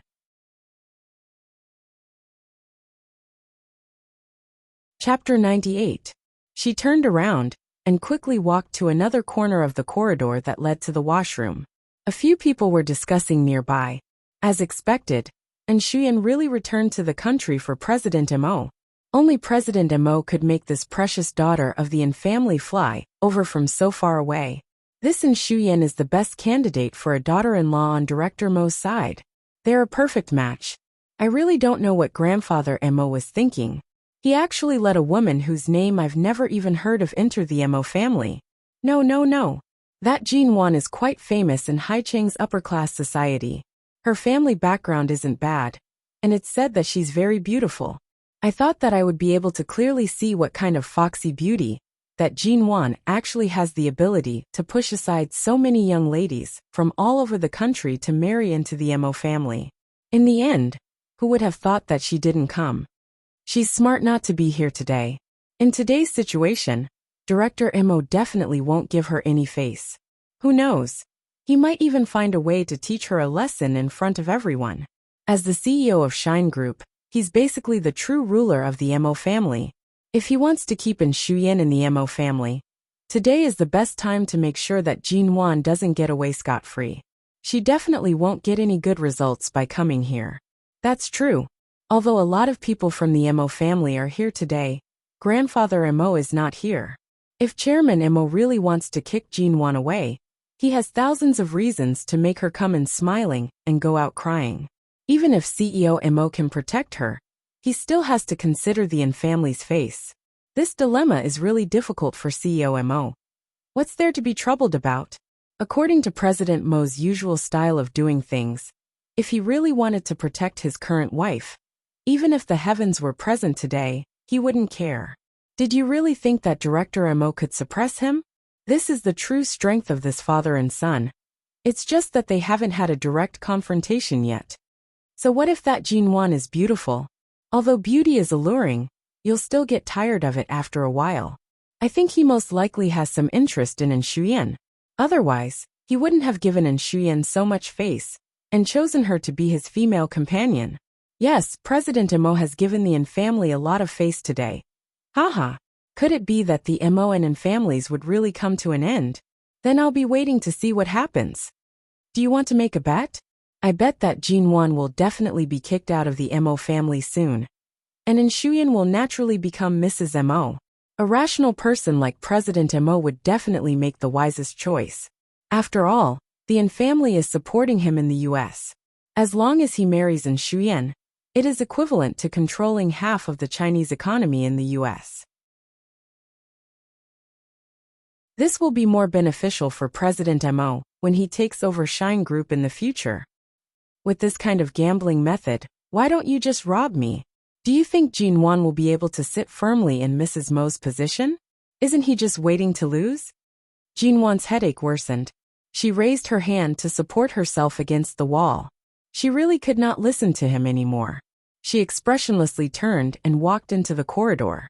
There was no one in the bathroom. She turned on the water and washed her face to wake herself up. Inside the banquet hall, Mo Xiaozi was chatting with people because he had just returned. Suddenly, a figure approached and whispered a few words in his ear. Director Mo, earlier on, we saw that person from the Ji family. The expression on Mo Xiaozi's face changed slightly, but it was fleeting. He looked at the people beside him without batting an eyelid, and said coldly in a voice that only they could hear. She sure has the guts to come. Lock her inside and don't let her out until the banquet is over. After finishing his words, Mo Xiaozi turned his eyes, looking thoughtfully at Mo Jingshan, who was currently surrounded by several Shine Group executives on the red carpet with An Shuyan. CEO Mo, Uncle Mo, and my father seem to have finished chatting with the other elders. They're already walking toward us, An Shuyan softly said by Mo Jingshan's side. Mo Jingshan appeared as though he did not hear her words. He received a glass of wine from a waiter by the side, smiling mildly as he conversed with others. His true emotions could not be seen from his brows, but it caused An Shuyan to feel as though he was completely ignoring her. It was a taboo that she could not fathom his thoughts. An Shuyan's father and Mo Xiaozi had already approached. An Shuyan gently tugged on Mo Jingshan's arm, but in reality, she could only tug on his sleeve. From the beginning to the end, although the two of them entered the banquet together, she was the one who took the initiative to hold on to him and stick to him. Not only did he not give her any response, but whenever there was any physical contact, even if it was just a touch of his hand, he did not give her the chance. Imperceptibly, he maintained an appropriate distance. In the eyes of others, this scene appeared very harmonious. Only An Shuyan knew the distance between her and Mo Jingshan. Jingshan, after Shuyan arrived in Haicheng, it's all thanks to your care. If it weren't for her following you, as her father, I would have long flown over to check on her condition, because she's been away for too long. Father An chuckled. With Shuyan by your side, I can still rest assured. Mo Jingshan appeared to have only just noticed the person approaching. He held a glass of wine in his hand, clinking it with Father An's. He smiled elegantly and mildly. Uncle An, you're too polite. Shuyan has been spoiled rotten by us in America. She should still have a stubborn temper. It's rare for you to give me this face. Father An was in high spirits. From what I can see, although Haicheng's Mo Corporation has only been developing for a few years, it is truly a dark horse in the financial and technology industry. If it continues to develop like this, I estimate that in less than 10 years, it will be able to surpass Shine Group, which has a foundation of nearly 100 years. Father An smiled as he spoke to Mo Xiaozi by his side. Youngsters these days are all extraordinary, especially Jingshan. He hasn't even reached 30 years of age, but his achievements are already extraordinary. To have such a son, it really makes one extremely envious. You're too kind. Mo Jingshan's true emotions were hard to discern. His face was calm and light with a smile. Even if I cultivate for another few decades, I'm afraid I won't be able to compare to even a 10,000th of Uncle An's. Father An laughed, clinking his glass with him again. He then watched as his daughter continued to stand by Mo Jingshan's side, her smile dignified and magnanimous. They were truly a perfect match. Earlier, Jinwan had drunk some wine. After standing in the bathroom for a long time, she chose to open a door and enter. She sat on the toilet for a while, and took out her phone to look at the time. She then discovered that there was no signal in the bathroom. After a while, he suddenly heard some movement coming from outside. It was a rustling sound.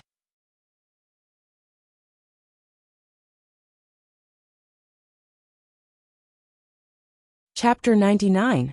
Jinwan's entire body trembled. In the darkness and slightly damp bathroom, the surroundings were quiet and empty. She could vaguely hear the sound of water dripping. In the darkness, drop by drop, it caused one's heart to tremble. Also, what was that sound outside? It seemed to be very close. There was a sneaky movement. Jinwan reached out to push the door open, but was surprised to find that the door could not be opened. Every single door in the bathroom could only be locked from the inside. The lock had already been opened by her. How could it be that the door could not be opened? A sense of unease suddenly rose in her heart. She raised her hand and knocked hard on the door, yelling, "Is anyone there?" It was impossible for the lights to break so coincidentally. The King's Court Hotel was a top-notch, high-class place, and it was hosting VIPs from America tonight. The staff here would definitely check every corner properly. There could not be a single mistake. Furthermore, the door was obviously locked from the outside. This could only mean that it was done by someone. Who exactly was it? Sheng Yihan definitely could not have done this. Bringing her here, and then locking her up was contradictory. There was no motive, so it could not be him. Earlier, she had been hiding in the shadows in the banquet hall, and did not meet anyone from the Mo family. No one should have noticed her, nor did she meet anyone who had a grudge with her. To be able to do such a thing in the heavily guarded King's Court Hotel, it was definitely not simple. There were no windows in the bathroom, and the surroundings were well sealed. As the lights went out, the air conditioner also stopped working. The power should have been cut off. Jinwan's body had not been feeling well today. She did not know how long she would be locked up here. Earlier, she had shouted so loudly, but no one had approached. It was likely that no one had heard her. She gradually took a step back, closing the toilet lid, and sitting on it to conserve her energy. She picked up her phone. The light on the screen gave her some sense of security. She was brought here too suddenly by Sheng Yihan. She did not have time to charge her phone. Right now it only had 4% battery. There was no signal, and the battery was almost out. She repeatedly turned on her phone, watching the time pass, until the phone screen automatically darkened. At the banquet, Mo Jingshan and Mo Xiaozi chatted for a while. At this moment, An Shuyan had already been called to the side by Father An. The father and daughter conversed softly. Not long after, Father An and An Shuyan came back. Mo Jingshan turned around, his voice heavy as he spoke to Father An. "I remember that when Xu Yan was young, she was engaged to the eldest son of the Wilson family. Later on, because their family moved to England, they never mentioned this matter again." The smiles on Father An and in Xu Yan's faces instantly froze. Mo Jingshan smiled mildly. Now that the Weizhen family has returned to America and has an inseparable relationship with the An family's company, Xu Yan and Mr. Weizhen's eldest son has yet to marry, and there aren't any suitable candidates by his side. In my opinion, why don't our Mo family act as the matchmaker and facilitate the marriage between the two families? And Shuyan's complexion was slightly pale. She stared in disbelief at the composed Mo Jingshan. As Mo Jingshan spoke, Mr. Weizhen, who was also present today, stood by the side. Hearing his words, he turned around and laughed in not very fluent Chinese. "Haha, that engagement was set on Miss An's 5th birthday. After so many years, Mr. An must be forgetful and unwilling to let his daughter marry too early. So I didn't bring it up again." And Shuyan was silent for less than a second before speaking up. "Uncle Weizhen, I read that Xu Yan is currently at a suitable age for marriage. Mr. Weizhen's family also lives with the An family in New York. Even if she marries over, she won't be too far from home." Mo Jingshan's gaze was deep, and his face held a perfect smile that no one could find fault with. He interrupted her words. "I heard that when the engagement was first set, New York's mayor was also present. Right now, the other party is already a high-ranking official in New York. If he were to personally host Xu Yan's wedding, it would really be the best." Father An furrowed his brows, concealing the flash of displeasure in his eyes. This matter has already been going on for 20 years. The Weizen family and the Yin family have been friends for 20 years. Not only are we business partners, but the elders are also close friends.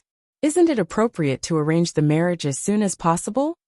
Mo Jingshan smiled, turning to look at Mr. Weizen, who had already entered the conversation. Mr. Weizen clinked his glass with Mo Jingshan's, speaking politely in not very fluent Chinese. Missin is really too outstanding. If she can really marry over, of course we'll be honored. But we're afraid that it will be hard on Missin. After all, our family has been through a lot in England a few years ago, and it's not as good as before. And Shuyan bit her lip hard. Her gaze moved from the smiling Mr. Weizen's face to Mo Jingshan's. Mo Jingshan's every word rendered her speechless. Furthermore, Mr. Weizen's emotions had already been stirred up by him. Right now, if she were to say a single word of rejection, she would offend the Weizen family. Right now, Mr. Weizen's hesitant attitude showed that he clearly wanted her to marry over. Yet he was purposely lowering his stance. Mr. Weizen, you're really being too humble. Your word's not as good as before. How many financial tycoons will be unable to raise their heads? Mo Jingshan appeared to be unintentionally leading the conversation. He smiled lightly. When Xu Yan was young, she came to Haicheng and temporarily stayed with the Mo family. However, because she was not acclimatized, she was brought back to America for treatment. I noticed that she seemed to have lost a lot of weight recently. I'm guessing that she's still unable to adapt to life in the country. COMO. And Xu Yan opened her mouth. Mo Jingshan smiled mildly at her. I know that your thoughts are all on your career, but you've indeed reached the age where you should get married. After the contract is signed, the two of you can head back to America together. Once the wedding is confirmed, remember to inform me. And Xu Yan's expression turned paler and paler. She stared at him, her slender fingers tightly gripping her skirt. Under this man's calm and smiling gaze, there was too much shrewdness hidden, causing one to be caught unprepared. Right now, and Xu Yan's father's expression was extremely ugly. However, due to the fact that Mo Jingshan had given Xu Yan and the Yin family enough face today, his words were also impeccable. It really left one with nowhere to vent their anger, much less any reason to vent it. Mo Xiaoza furrowed his brows, coldly watching everything. In his heart, he knew that his own son had turned the tables on him. He was already extremely unhappy. No wonder Mo Jingshan was so cooperative. He only had one goal tonight, and that was to send Xu Yan back to America. He also wanted to pair Xu Yan up with the others. Chapter 100. Mo Jingshan's actions seemed to have sealed off Xu Yan's path of retreat, without batting an eyelid. Such a reversal happened in the blink of an eye. No one had expected it, nor were they prepared for it. Just like that, she was pushed away by Mo Jingshan. Following that, Mo Jingshan casually chatted with Mr. Weizen for a while, recommending a friend he had in America who specialized in wedding ideas. It was clear that this matter had already been decided. Father-in wanted to say something, but Mo Jingshan had already softly chatted with a local Haicheng company manager behind him, ending the previous topic. And Xu Yan secretly pinched her skirt. Because Mr. Weizen was by her side, she could not display too much negative emotions. She forced herself to say calmly, I'm not feeling too well. I'm going to the restroom. As she spoke, she turned and quickly walked toward the restroom. In the end, when she approached the corridor leading to the restroom, she saw that it was dark inside. She then saw the bodyguard who often followed by Uncle Mo's side standing nearby. The bodyguard turned back to look at her, and signaled for her to leave with his eyes. And Xu Yan stared at the darkness inside, then looked in the direction of the female restroom. Strangely, she seemed to have guessed something. Her footsteps paused for a moment before she slowly retreated and turned to walk away. It was only when Xu Yan's footsteps staggered in another direction from the back of the crowd that Mo Jingshan raised his eyes and noticed a flash of nervousness on her face. Although she hid it well, he could still sense that something was amiss. Right now, Xu Yan's hands and feet were cold. Her eyes were dim as she followed the staff down to the second floor. From the day Mo Jingshan told her to leave the Mo Corporation in 4 days, She knew that once he made up his mind, there would be no turning back. Originally, she had wanted to take advantage of the cooperation with Shine Group to stay by his side for a while longer. However, she didn't expect that the reason he asked her to be his female companion today was to give face to the Yin family before he mercilessly chased her back to the United States, leaving her father and Uncle Mo speechless. And Shuyan stood by the railing on the second floor, avoiding the crowd's gaze. She picked up her phone and called Mo Jingshan. She could not return to America like this. Everything that had happened tonight meant that if she returned, it would be difficult for her to get close to him again. Mo Jingshan looked at the caller ID and did not pick it up. When the phone stopped vibrating, there were no more calls. The phone fell silent. Mo Jingshan raised his eyes. Because of Shuyan's earlier nervous expression, he thoughtfully scanned the entire banquet hall. Suddenly, his phone vibrated again. This time, it was Auntie Chen calling. Mo Jingshan's brows moved as he picked up the call. Mr. Mo, did Madam go to your company tonight? Auntie Chen sounded worried. She didn't go back. No, it's already so late, and Madam hasn't come back yet. I thought she might have gone to your company to look for you. Her phone is still turned off, and I haven't been able to contact her. Mo Jingshan's gaze quickly scanned the area. His gaze was deep, and it was hard to tell if he was happy or angry. At this moment, a staff member in the banquet hall suddenly reminded, "Distinguished guests, I'm really sorry. The washroom in the banquet hall on the first floor has a circuit failure and cannot be used for the time being. Please move to the second floor or other floors later. The washroom on the first floor is currently closed." It was just a reminder from the staff, and it was just a malfunction in the washroom. It didn't affect anything in the banquet hall. The banquet continued. At this moment, Shuyan had already returned. Hearing the staff member's reminder, her gaze shifted in Mo Jingshan's direction. "CEO Mo, can we have a chat? I don't want to return to America." She approached him and spoke softly. Mo Jingshan did not look at her. Instead, he indifferently turned around, his gaze fixed in the direction of the washroom. The figure who, because of the staff member's words, had suddenly moved in the opposite direction of the washroom. It was Sheng Yihan, who had unknowingly appeared in the banquet hall. And Shuyan stood in front of him, only to discover that the man's gaze was currently examining her. It was heavy, and carried with it an oppressive feeling that caused one to tremble. Mo Jingshan was the type of person who, when one looked at him, would make one involuntarily think of a tree covered in frost when all things were withering in the winter. He stood elegantly in the cold snow, clean, distant, and even cold to the point of being inhuman. However, because he was too good-looking, there was a hint of fickleness to him. However, at this moment, the expression that had always been hidden beneath the high collar of his cultured appearance was no longer as good as before. His lower jaw was slightly taut, and his brows were like the thin snow on the summit of a mountain. It was as though he had torn away the noble and friendly facade of a Vanity Fair, transforming into an icy arrow filled with killing intent. It was as though he would pierce through everything in the next second. And Shuyan subconsciously raised her hand to grab his sleeve, wanting to make him stay by her side. She stared at him and said in a low voice, "CEO Mo, Uncle Mo and my father are calling for you." Mo Jingshan's gaze was frighteningly cold, and Shuyan's brows furrowed, and her grip on his sleeve tightened. "CEO Mo, let go." Mo Jingshan's cold and heavy voice rang out.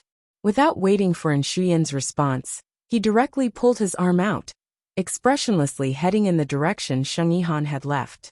And Shuyan stood stiffly in her spot. She then rushed to lift her skirt and follow. "CEO Mo, long time no see. I wonder." Someone by the side saw Mo Jingshan and approached to greet him. "Excuse me." Mo Jingshan did not turn back and directly walked past. His gaze was slightly heavy. "CEO Mo." And Shuyan saw that he was about to walk in that direction, and was afraid that what she was worried about and suspected had come true. She rushed to grab his wrist forcefully. Tonight is an important banquet for the Mo Corporation and Shine Group. Earlier on, the staff already said that the bathroom on the first floor cannot be used. Right now there's no one there. However, Mo Jingshan coldly pushed her away. and Xuyan staggered, reaching out to grab his arm to steady herself. The moment she raised her hand, the man had already walked far away. Everyone in the banquet hall looked over because of the commotion. When Mo Xiaozi saw the direction Mo Jingshan was heading toward, his gaze was cold as he heavily slammed the unfinished wine glass in his hand onto the waiter's tray. His brows furrowed harshly. Hearing this, Sheng Yihan turned back. His cold and indifferent gaze met Mo Jingshan's. As their gazes met, it was like the collision of icebergs at the North Pole. Sheng Yihan's footsteps suddenly paused in front of the bathroom door. A pensive expression flashed past his face, and his lips curved in an unfathomable smile. Mo Jingshan approached, his expression indifferent. It seems like this Mo has not been a good host for tonight's banquet. The hotel's bathroom actually malfunctioned. Why don't Mr. Sheng head to the second floor? This Sheng is untalented. I haven't even officially taken a step into the business world. But CEO Mo has already remembered my name and recognized me at a glance. Sheng Yihan's tone was light and slow, making it difficult for others to hear his emotions.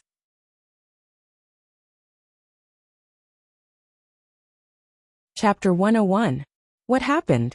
Mo Jingshan's sharp, cold gaze shifted from the direction of the dark bathroom to Xuyan by his side. Xuyan did not expect he would actually ask her. This man's observational skills and thoughts were too meticulous to such a frightening degree. I'm not sure. Xuyan knew she could not hide it any longer and could only softly say, earlier on, I wanted to go to the bathroom, but I felt that this place was not too normal.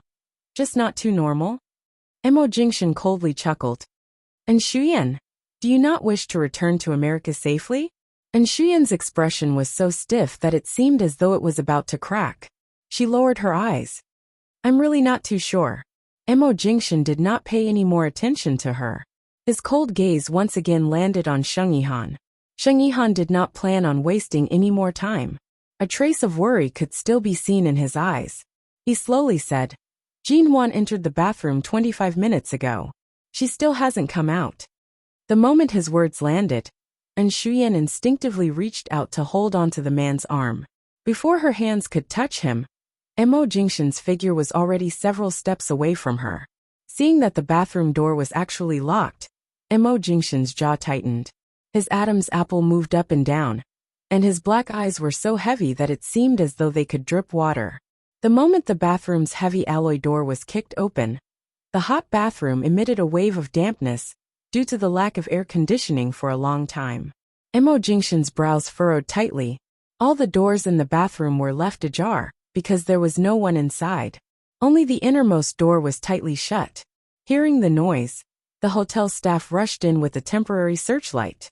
After being glanced at by Mo Jingshan's cold gaze, they rushed forward to help open the door. The moment the door opened, they saw Jin Wan, who was dressed in a pink gown, sitting on the toilet seat. Her head was weakly pressed against the wall, and her hands were by her side. The hair on her forehead was wet with sweat, and her eyes were closed. Her face was as pale as paper, and her lips were completely drained of blood. She had already fallen unconscious, and Xuyan followed behind. Seeing this scene, her brows furrowed. This was because Jin Wan's complexion was frighteningly pale. Aya, why is there still someone in the bathroom? The staff members who were not involved in this matter stood at the side in shock and whispered, How long has he been unconscious? Hurry up and call the doctor. Don't let anything happen to him. Before the staff member had finished speaking, Mo Jingshan had taken off his suit coldly and carried Jin Wan out. She was cold, and her dress was damp from the suffocation. He wrapped half of her body in his suit, which still contained his body heat, and quickly carried her up. The moment he walked out of the restroom, Mo Xiaozi was already standing outside the door with a frosty expression. Xiao Su's coldness flashed across Mo Jingshan's eyes. Without hesitation, he carried Jin Wan and quickly walked past him. When he passed by Shen Mu, who was rushing over, he coldly said, Call Qin's sighting and have him scram over here immediately. Shen Mu was still confused, not knowing what had happened. When he saw Jin Wan's pale face, he rushed to nod. I'll inform Dr. Qin immediately. As soon as he finished speaking, he turned around and saw Sheng Yihan, standing at the back of the crowd with a thoughtful look on his face. Shenmu thought to himself, "Isn't there a ready-made doctor in front of me?" An orthopedic doctor was still a doctor. However, he did not dare to say these words right now. Otherwise, he would not even know how he died.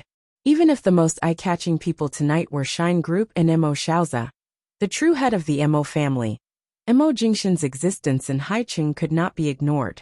Although he rarely appeared at such banquets and kept a low profile, causing people to be unable to figure out his private life, Mo Jingshan's status in the business world was truly not to be underestimated.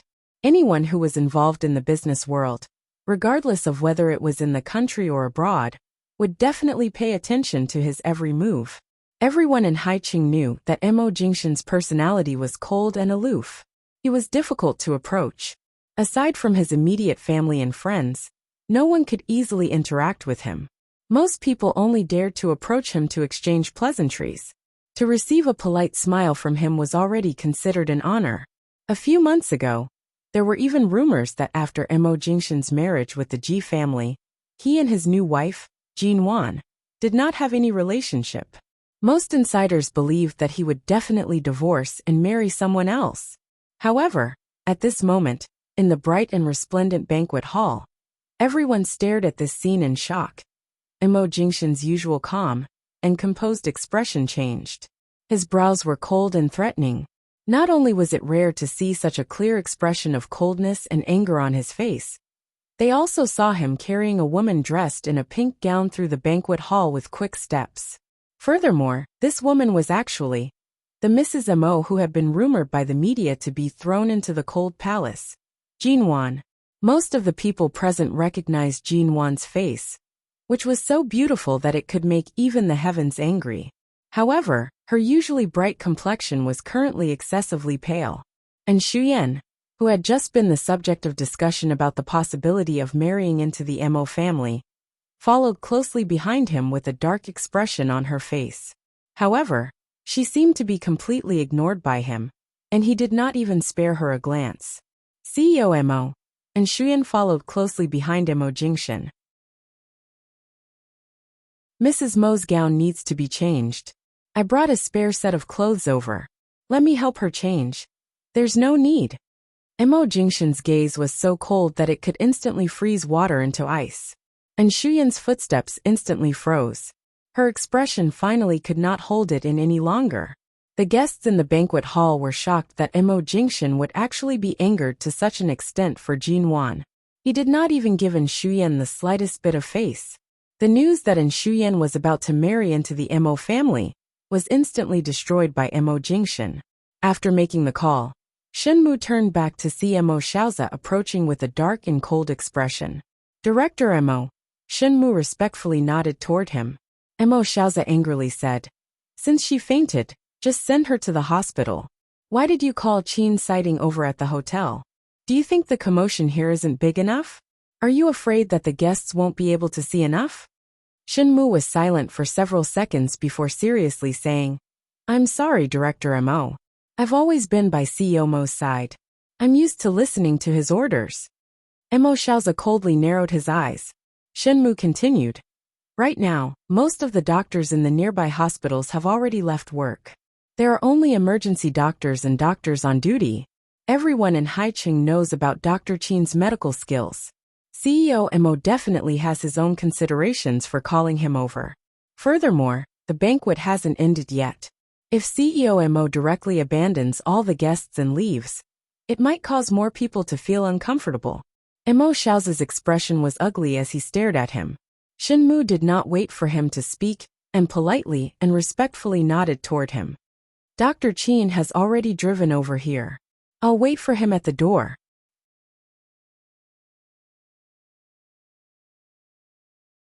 Chapter 102. Jin Wan had not fainted for too long. She was already feeling unwell, and there was no fresh air in the bathroom. The enclosed space made it difficult for her to breathe. She did not know how she had suddenly fainted. She struggled in the nightmare for a long time. The nightmares from her previous life that had not appeared for a long time were invading her consciousness, until her body suddenly felt as though it had been soaked in a pool of warm water. Her cold body gradually warmed up, and the uneasiness in the nightmare gradually faded. Below her neck, there seemed to be a strong hand holding the back of her neck. From time to time, her forehead would be covered by another hand, as though testing her temperature. So warm, so comfortable. Was this also a dream? Abruptly, Jinwon opened her eyes. Her gaze seemed to have lost focus. After opening them for a long time, she slowly returned to herself. She turned her head slightly in a daze, looking at the man by the bathtub. The moment she saw Imo Jingshan's face so close to hers, her heart instantly jumped. She watched as the man's brows were tightly furrowed. His gaze was cold and stern, and his hand was still pressed against her forehead. She was startled. She saw that his suit was thrown on the ground not far from the bathroom. The buttons on his shirt were undone from time to time, and his sleeves were rolled up, revealing his wrists. However, because he had been using both hands to hold her in the bathtub to prevent her from choking, his sleeves were more or less soaked. However, he did not seem to mind.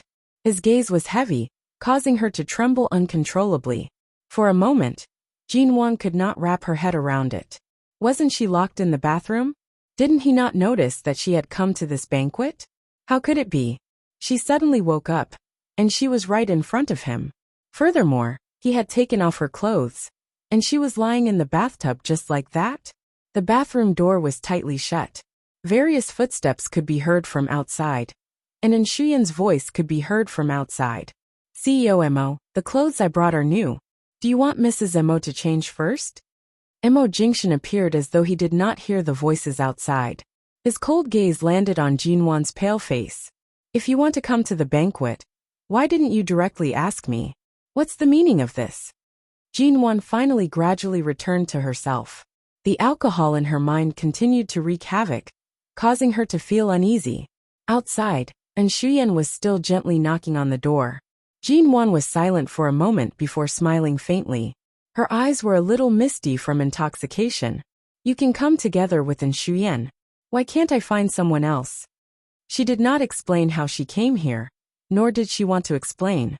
As soon as she finished speaking, she felt the man's hand on the back of her neck become full of thorns, and she began to struggle to sit up.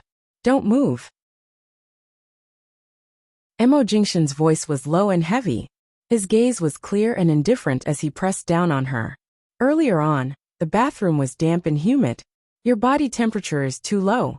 Soak in the hot water for a while longer. I'm fine now. Maybe it was just some difficulty breathing before, but I'm much better now. Jinwon spoke unhurriedly and sat up in the bathtub. She raised her hand to push his hand away, but he held her wrist instead. She struggled again, but to no avail. She could only look up. I said I'm much better now. She raised her voice. She saw that the man's gaze was fixed on her, not allowing her to avoid him at all. Jinwon tried hard to calm herself down, but she was still slightly dizzy from the alcohol. I didn't come tonight on purpose. Furthermore, even if I wanted to come, I'm afraid there's no place for me by your side. The reason I didn't bring you to this dinner party was because I didn't want you to misunderstand. Imo Jingshan more or less softened his tone, but his hand still held onto her wrist without loosening. Oh, I really didn't misunderstand. Jinwon lowered her head, no longer looking at him. Imo Jingshan saw that she was sitting in the water. It seemed like she really did not plan to continue soaking. He casually pulled a towel over her head and helped her dry her dripping hair. Jinwon turned her head away to avoid his hand. She raised her hand to press down on the towel on her head. I'll do it myself. The man did not speak. His actions continued until he carried her out of the bathtub. At the same time, he pulled over another towel that was larger and wider enough to wrap around her body. He wrapped it around her and carried her out of the bathroom. Jinwon did not speak the entire time. Only when she was placed on the bed did she instinctively curl up her legs and hide in the bed, invisibly maintaining a distance from him. It could be seen that even though she did not argue, her emotions were already filled with negative emotions. Imo Jingshan pulled the blanket over her, forcing her to lie under it. He then pressed his hand against her forehead and looked at her, speaking solemnly and softly. Chin's sighting will be here soon. I've already asked someone to buy a new set of clothes for you. Lie here and rest first. Jin Wan could tell from this suite that this should be the guest room on the upper floor of King's Court Hotel. There were still hundreds of guests in the banquet hall on the first floor. Tonight was an important dinner party between MO Corporation and Shine Group. Since she was fine right now, he should take some time to deal with the aftermath. She did not speak and closed her eyes. She did not even want to make a sound. She did not even want to hear a single word of his advice. Wan. The man stood by the bed. His clear and deep voice called out her name. Jin Wan appeared as though she did not hear him. She closed her eyes and did not speak. She did not move, but her hand gripped onto the towel wrapped around her body. Her grip gradually tightened. How much wine did you drink earlier? Mo Jingshan stared at her. Earlier, when he carried her into the room, he could smell the scent of several different wines mixed on her body. Although the alcohol content of the wine prepared for the dinner party was not high, the fact that Jin Wan's alcohol tolerance was very low was known by the entire upper class of Haicheng. She would definitely get drunk after drinking a few glasses. He had seen this a long time ago without her knowing. Furthermore, today, there were several types of wine mixed together. Seeing that she was still using the excuse of being drunk to throw a tantrum, Mo Jingshan placed her handbag on the bedside table. He picked up the phone that had run out of battery and glanced at it. After confirming that it was indeed out of battery, he placed it down. Be good and rest in the room. Wait for me to come back. After speaking, the man glanced at her again. Seeing that she was currently half drunk and could not cause any trouble, he directly left the room. Outside the room, and Shuyan saw that he had finally come out and rushed forward. CEO Mo, how is Mrs. Mo? Is she alright? However, Mo Jingshan's expression was cold. He did not pay her any attention and walked down the stairs. Half an hour later, the banquet hall seemed to have returned to normal. Mo Jingshan walked through the crowd. His expression was still calm and impeccable. However, his gaze did not move toward In Shuyan. Even when In Shuyan walked over to seek his gaze, the look she received made her tremble, as though she was sitting on pins and needles. Qin Sighting had already arrived. He suddenly approached Mo Jingshan's side and softly mocked. This old man drove 180 miles per hour to rush over. But your woman is not in the room at all. Mo Jingshan's gaze hardened. His silent and cold gaze subconsciously scanned the entire banquet hall. He suddenly laughed coldly.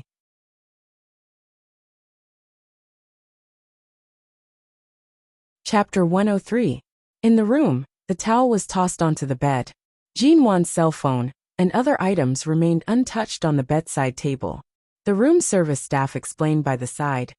Earlier on, I only brought the clothes I bought for Mrs. Mo, and then went to clean the other rooms. I didn't notice the commotion here. Qin Sighting crossed his arms and leaned against the door. He snorted. Since you still have the ability to slip away, I think your woman should be fine. Based on her physical condition, aside from her fear of the cold, she doesn't have any other problems. She's very healthy. As he spoke, Qin Sighting raised his chin, using his gaze to point toward the window. Isn't that right? She still has the strength to jump out of the window. Mo Jingshan had long noticed the open window and the fluttering curtains. His expression did not reveal the slightest hint of anger. His gaze was indifferent, as though he did not have any emotions. Qin Sighting appeared eager to watch the show. He walked to the window and casually glanced outside, chuckling softly. No wonder she didn't take the usual route today. There's a very tall tree outside the window. A child can jump down without getting hurt. In a bar half a city away from King's Court Hotel, Jin Wan sat in a secluded corner. The wine glasses on the table were arranged in a row. She had drunk 2 glasses. It was not bad. She raised her hand to rub her nose, expressionlessly reaching for another glass. This was a leisure bar, a type of bar. Most of the customers were refined people who listened to music and drank. It was not as messy as ordinary bars. Not far away, there was only a young man hugging a guitar and singing a sad ballad. The more he sang, the sadder he became. The more he sang, the lower his voice became. Jin Wan, who had been trying hard to calm down, was stirred up bit by bit. She couldn't help clenching the wine glass tighter and tighter. She had run out of the hotel to calm herself down. Otherwise, She was afraid that she would not be able to control her emotions. She really wanted to grab Mo Jingshan's collar and interrogate him. In her previous life, after their divorce, did he spend every day within Shuyan when he went to America? That 10 years of his life that she could not even touch. He was the powerful Shine Group's global CEO. Everything about him was impossible for her to know. The distance between them was so far, so far. And in those 10 years, who was it that walked so closely with him? Was it in Shuyan? Was it Ji Mengran? Or was it a woman thousands of times better than her? But she could not ask. If she did, she would only be treated as a lunatic. A lunatic who spoke nonsense that others could not understand. Shine Group CEO Mo Jingshan has returned to the country today. He has already arrived in Haicheng. What are you looking at? Do you know who that person in the news is? A woman like you probably doesn't even have the qualifications to carry his shoes. The last few words she heard before she died in her previous life suddenly rang in her ears. GG. G Group's GG. Suddenly, she felt like she was in an ice-cold prison. Everything around her was icy cold. That kind of helpless struggle, and the feeling of suffocation from the poison, were all surrounding her. It was so cold that her teeth were chattering. Not far away, there were two men who were listening to music and drinking. They were dressed like elite white-collar workers of the upper class. They noticed the sound of a bottle falling to the ground in the corner. The two men looked back and saw a slender and fair woman hugging her knees and curling up on the sofa. Her face was buried in her knees, and her body was trembling imperceptibly, as if she was very cold. "Miss, are you all right?" The two men walked over, asking in concern. Jinwan clenched her fists. She raised her eyes. The moment they saw her face, the two men were stunned. After a long while they said in surprise, "Ji. Miss Ji." Although Jinwan had drunk, she could recognize them. They seemed to have worked with the Ji family's company. It didn't matter who they were, she couldn't be bothered to think about it. She only glanced at them coldly, before burying her face in her knees again. The two men saw that she seemed to have drunk too much. She was quiet and depressed. She did not look like the arrogant and domineering Mississippi. The two of them asked worriedly, "Miss G, did you drink too much? Do you need to contact someone from the G family to pick you up?" In the end, the two of them had yet to finish speaking when Jinwan suddenly raised her head. She asked expressionlessly, "Do you want to drink?" The two of them. To be able to sit and drink with the G family's miss. It was truly a blessing of 3 lifetimes, all right? Who would refuse? Even if it was just drinking, this was definitely a huge temptation to men. Furthermore, they could take the opportunity to curry favor with the Ji family. Only a fool would refuse. Half an hour later, Jinwan's eyes were no longer red. Her sad mood was also gone. She began to speak in all sorts of smiles. She clinked glasses with the two of them, and as she drank, she raised her hand and pointed at the people singing in the stands not far away.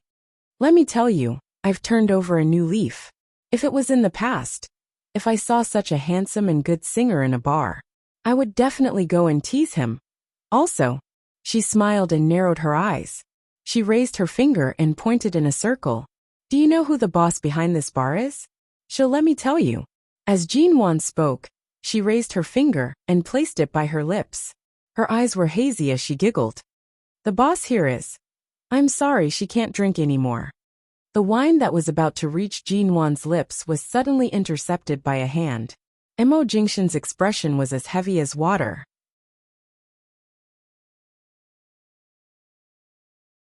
He pulled Jinwan, who was sitting paralyzed on the sofa and giggling foolishly, into his arms.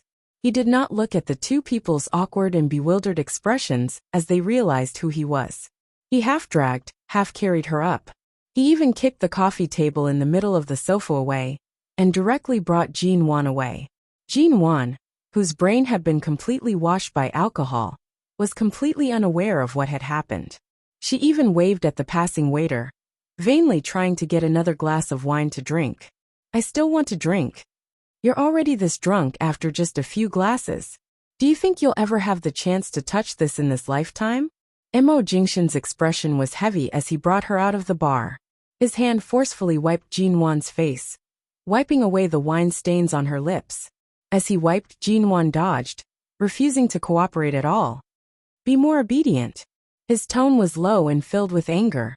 At this moment, a white luxury car that had been quietly parked on the opposite side of the road started its engine and drove away. Mo Jingshan watched as the car left. His gaze instantly turned bone-chilling. He then glanced at Jinwan, who was disobediently trying to struggle out of his hands.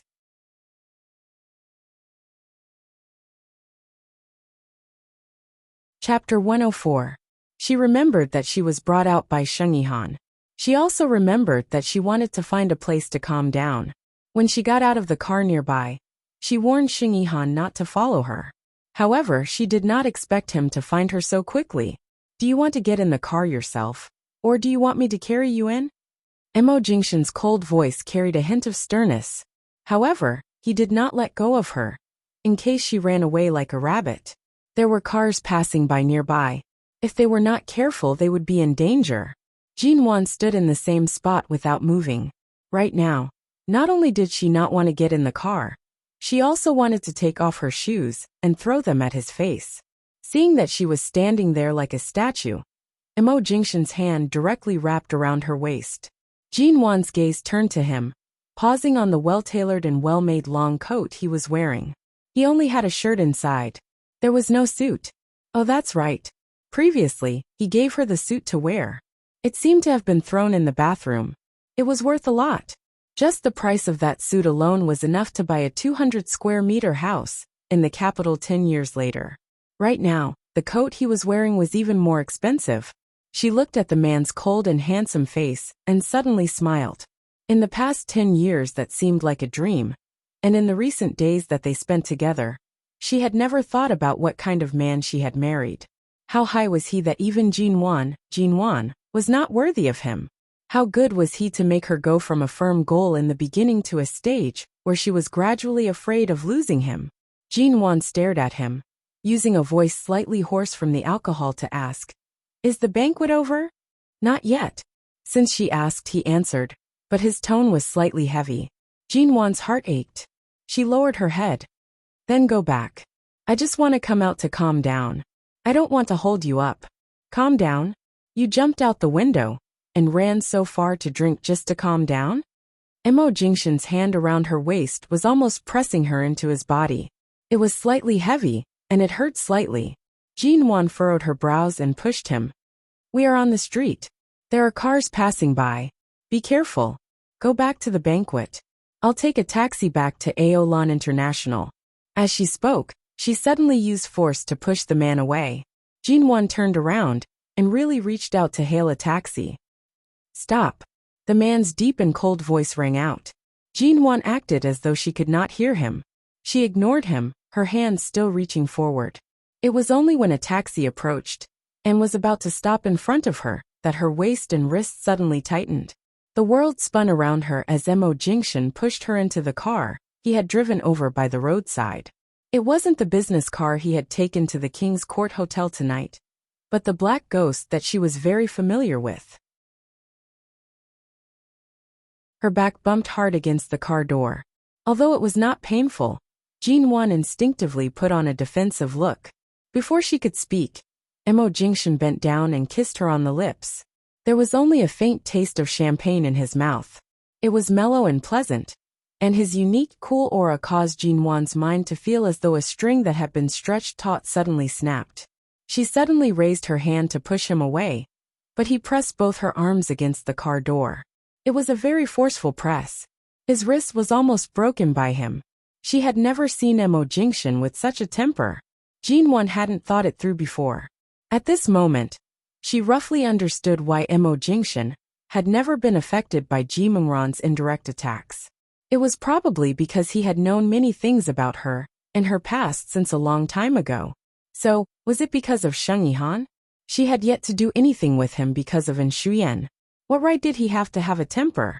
She did not know when this kiss would end. The cold wind blew past. Jinwan was trapped between his chest and the car. Because of him, she could not feel the cold air. Finally, her legs began to weaken. Mo Jingshan placed a hand on her waist, supporting her weak body that was about to slip. Jinwan's drunkenness had yet to dissipate. She was kissed until her vision was blurry, and she could not speak. She could only hear the man's clear voice by her ear. I haven't even settled the debt with you. And you've already given me a good show of jumping out of the window.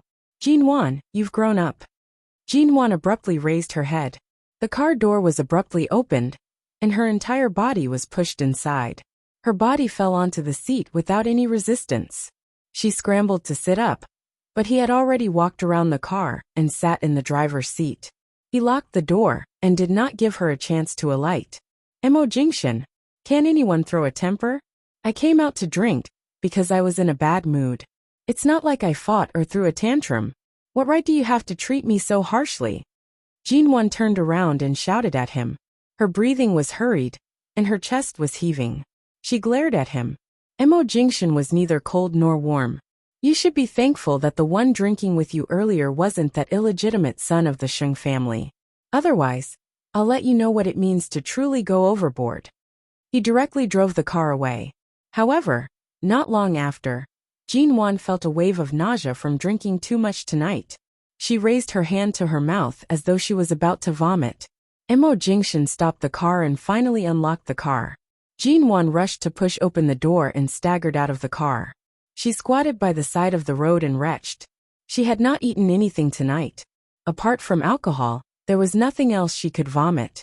Her throat was burning, her heart was uncomfortable, and her entire body was uncomfortable. Sensing the man's approach, Jinwan squatted by the side of the road and said weakly, "If I take the car again tonight, I'll definitely vomit again. My stomach isn't feeling well. Go back to the banquet first. Don't worry about me." Before she could finish her words, the man abruptly lifted her up by the waist.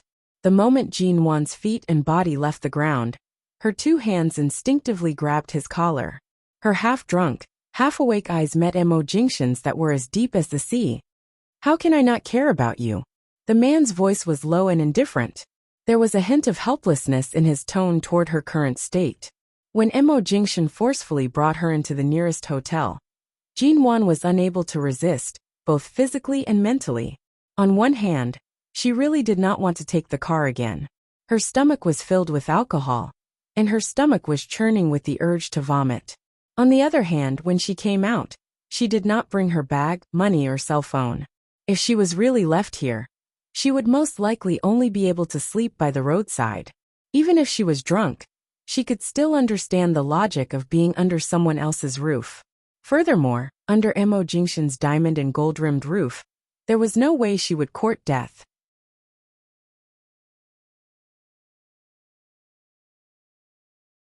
Chapter 105. Jinwan abruptly took a step back. Her expression was solemn as though saying, "I want to keep my distance from you." Her entire body was like a porcupine as she attempted to retreat further. Mo Jingshan glanced at her. "Why don't you try taking another step back?" Jinwan did not speak. She turned around and leaned against the wall of the elevator. If she was drunk, she would just drink. But now that she was drunk, she was like a punching bag. After exiting the elevator and entering the room, Jinwan directly slipped inside. She still insisted on keeping her distance from Mo Jingshan. Mo Jingshan raised his hand to press against his brows. He then looked at her expression. His black eyes stared at her as he unhurriedly unbuttoned his expensive and exquisite cufflinks. He softly and indifferently said, "You're drunk. I won't bicker with you. Come here." Jinwan stood by the window warily. She leaned against the curtains, as though only then could she feel some sense of security. "I'm not drunk." She raised her voice to defend herself. "I told you to come here." Mo Jingshan's heavy voice cut her off. Jinwan leaned against the curtains, her hands gripping the fabric tightly. Her gaze landed on her toes as she softly emphasized, "I said I'm not drunk, so I'm not drunk." Mo Jingshan, you can't rely on my good temper to stop me from finding a quiet place to stay. Besides, your temper is good? Mo Jingshan smiled imperceptibly. Jinwan, wasn't her current temper good enough? You're not drunk. He coldly smiled again. Jinwan, she did not care. In any case, she was not drunk. All right, since you're not drunk, let's have a good chat about tonight's matters. Mo Jingshan's low and cold voice approached. Jinwon watched as he approached and subconsciously leaned against the window behind her. If you take another step back, that window that isn't tightly closed will open. This is the 18th floor. Do you want to fall? He spat out each word without any warmth. Jinwon's heart skipped a beat. Earlier on, she felt a cold breeze on her back. She turned back to see that the window behind the curtains was indeed not tightly shut. There was still a gap, and a little wind was leaking in from it. She was silent for a moment before reaching behind to pull the window inward. As she closed it completely, she suddenly felt the man's cool scent approaching. Jinwon turned her face away, refusing to look at him. Seeing that she was clearly going to continue ignoring him, Mo Jingshan's perfect jaw tightened. In the next second, he grabbed her wrist and pressed it against the bay window behind her. Jinwon sensed his pressure and abruptly looked up at him in shock. She took a step back and leaned against the glass behind her. However, just as she was about to struggle, the man's cell phone suddenly rang. The melodious ringtone rang one after another. She didn't need to guess to know that the banquet hadn't ended yet. Regardless of whether the call was from An Shuyan or Mo Shaoza, it had nothing to do with her. Your phone is ringing, Jinwon reminded. Mo Jingshan appeared as though he did not hear anything, and continued to stare at her. Being stared at by him, Jinwon felt goosebumps all over. Seeing his cell phone ring a few times, he stopped, and then continued to shout a few seconds later. She raised her hand to touch his coat, took out his cell phone, and saw a string of numbers that had not been saved in his address book. However, Jinwon also recognized that it was An Shuyan's number. That night, she had only seen it once, but she had remembered it with her woman's instincts. She looked at him with a hint of a smile, and handed the cell phone to him. It's your secretarian, however. Mo Jingshan coldly pushed away the cell phone she had raised. When Jinwon glared at him, he directly snatched the cell phone from her hands, and mercilessly threw it behind him. Pung! With a thud, the phone fell heavily on the slightly reflective golden tile floor, and the incessant ringing also came to an abrupt end. Mo Jingshan was the type of man who did not need to show any expression of anger. Just a mild and cold glance was enough to cause fear in people's hearts. Although Jinwon was not afraid, the instant the cell phone landed on the ground, her mind went blank for a moment. My secretarian? He chuckled coldly. Who gave her the right? Jinwon returned to her senses. She turned to look over his shoulder at the shattered cell phone on the ground. Although it was not the one she had bought with her, she could not help but take a few more glances. I'll say it one more time. His gaze landed on her face. Every word clearly entered her ears. Right now you're not sober enough. There's no need for us to argue. We'll talk after you wake up tomorrow. Be obedient, eh? His gaze was clearly cold, and he clearly carried dissatisfaction. However, due to Jinwon's gaze, he still softened his voice to avoid scaring her. Previously, Jinwon had been stained with the smell of alcohol in that bar. The smell was not pleasant, so she went to take a shower. Because she did not want to face Mo Jingshan for now, she took a long time to shower before coming out. She wrapped the towel tightly around her body and put on a bathrobe. After ensuring that she was completely covered from head to toe, she walked out of the bathroom. She scanned the room, but did not see Mo Jingshan's figure. Did he return to the dinner party? Jinwon slowly pulled up the bathrobe on her body. She walked to the window and opened it. The thick bathrobe could barely withstand the chilly night wind. It was already very late.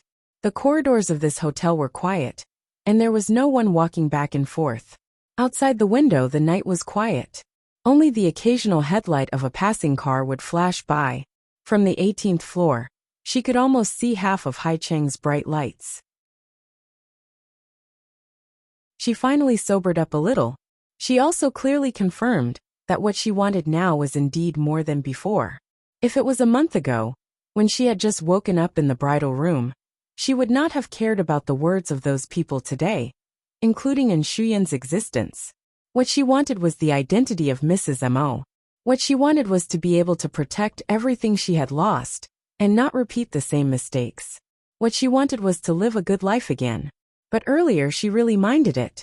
She minded it to the point where even she was shocked. Tonight, she might really be a little emotional. When she came out, She did not even think twice and directly boarded Sheng Yihan's car. Usually, even if a knife was held to her neck, she might not have done it. Jin Wan rubbed her forehead, suddenly feeling a little regretful. She had really lived 2 lives in vain. As someone who had experienced almost everything, her mental fortitude was actually not strong enough.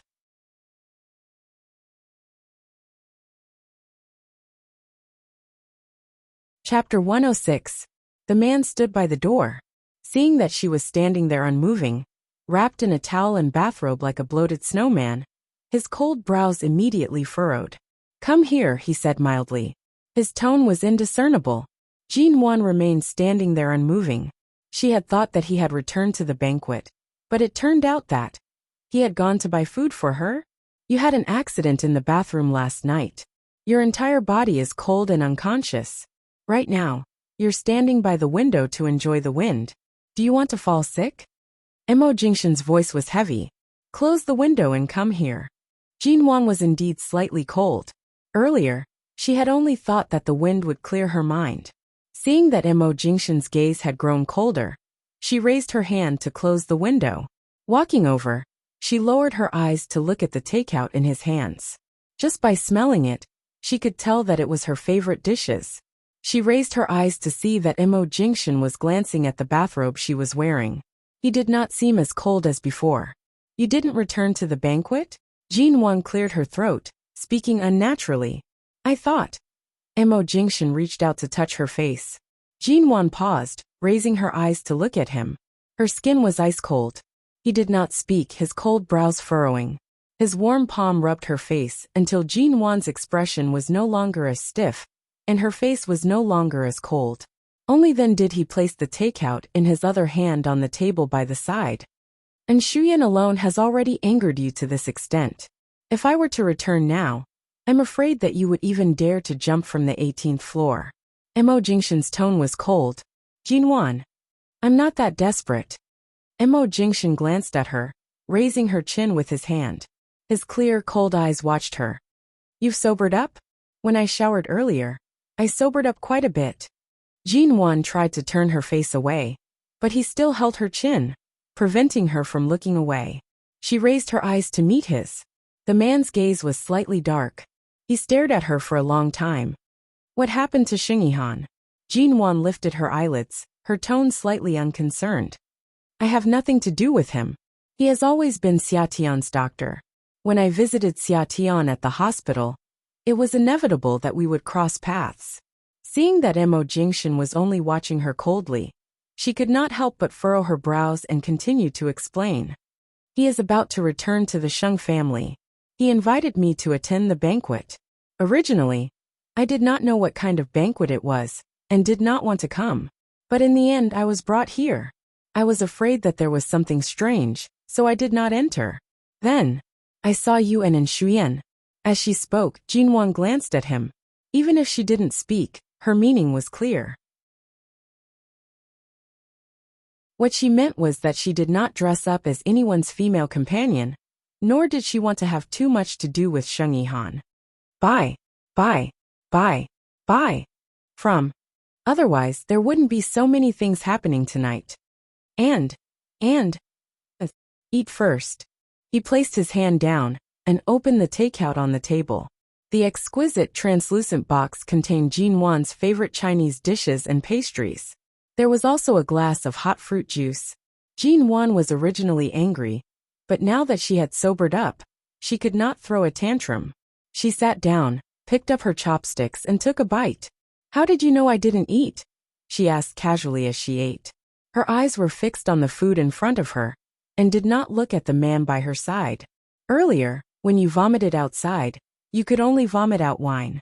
If I can't tell, how can I be your husband?"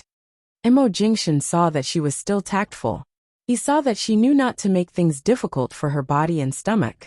His tone softened and was no longer as cold. Jin Wan's mouth was still full of food. She paused and suddenly used her chopsticks to poke at the rice. She mumbled, "So you still know whose husband you are?" Mo Jingshan's brows moved. He rubbed her head as though comforting her and chuckled softly.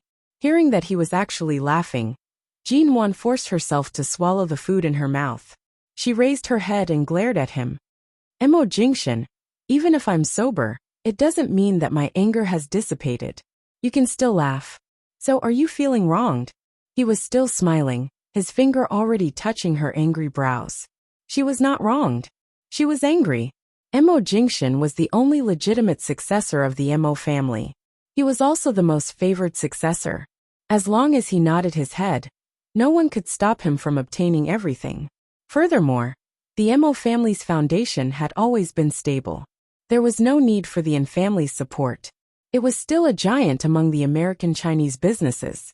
Their position would not be shaken in the slightest. No matter how she thought about it, the relationship with the family was just a mutually beneficial one. Everything was just Mo Jingshan's father's one-sided wish. However, those people made it sound as though Mo Jingshan not marrying Shuyan was his loss. Which woman would not be angry after hearing this? To prevent this little woman from being filled with anger, Mo Jingshan sat by her side and placed the cup of hot fruit juice in front of her. His voice was clear and heavy as he patiently explained. Do you still remember my promise to let Secretarian return to America in a week? Jinwan choked for a moment. She rushed to take the juice and drank a mouthful before barely managing to calm down. Mo Jingshan's hand gently rubbed her back. As he helped to calm her down, he softly said, the collaboration between the Mo Corporation and Shine Group was originally supposed to be completed in 2 weeks. However, I forcefully limited it to a week.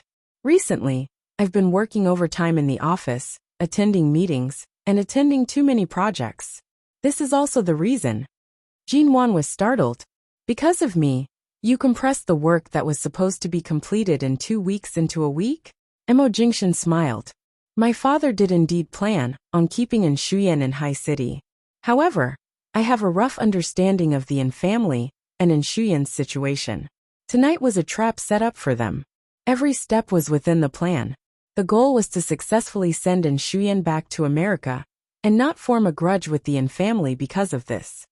Seeing that Jinwan's gaze was somewhat apologetic, he smiled mildly. After all, the Mo family and the family have been friends for many years. I can't let the two families' elders' faces become too ugly. That's why the scene you saw tonight happened. Jinwan finally realized that her jealousy tonight was a huge mistake. She awkwardly and apologetically said, Tonight, I actually didn't see anything. What she saw was Shuyan appearing together with Mo Jingshan as his female companion. Regardless of what the others said or did, Mo Jingshan and Xu Zhu did not act too intimately.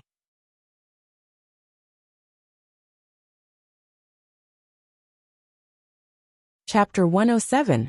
Jinwan pursed her lips. Then why didn't you tell me beforehand? Mo Jingshan glanced at her meaningfully, his hand lifting her chin. His brows were low and deep as he chuckled. Before everything ends, I didn't want you to feel any psychological pressure. Jinwan's heart instantly melted like the first snow in the winter. If she had known that Mo Jingshan had been so busy these past few days, only because he had promised to do all of this within a week, she would indeed feel some psychological pressure. She would also ask herself if she was being too unreasonable. I'm sorry. Jinwan's biggest mistake was neglecting to trust him. She felt very apologetic in her heart. Actually, regarding Secretarian's matter, I don't really mind. I know that you don't have any feelings for her. And you're very magnanimous. Mo Jingshan seemed to have seen through her thoughts. He said with interest, jumping out of the window, climbing a tree, and drinking to drown your sorrows. I'm afraid there isn't a woman more magnanimous than you in this world. Before Jinwan could feel ashamed, the man's hand had already hooked a strand of her slightly damp hair on her shoulder, asking softly, Are you full? Jinwan was really in the wrong today. She quietly nodded, allowing his hand to gently stroke her shoulder. His posture was leisurely and careless. His slender fingers casually curled up a strand of her hair. Now it's my turn to eat. Then you eat.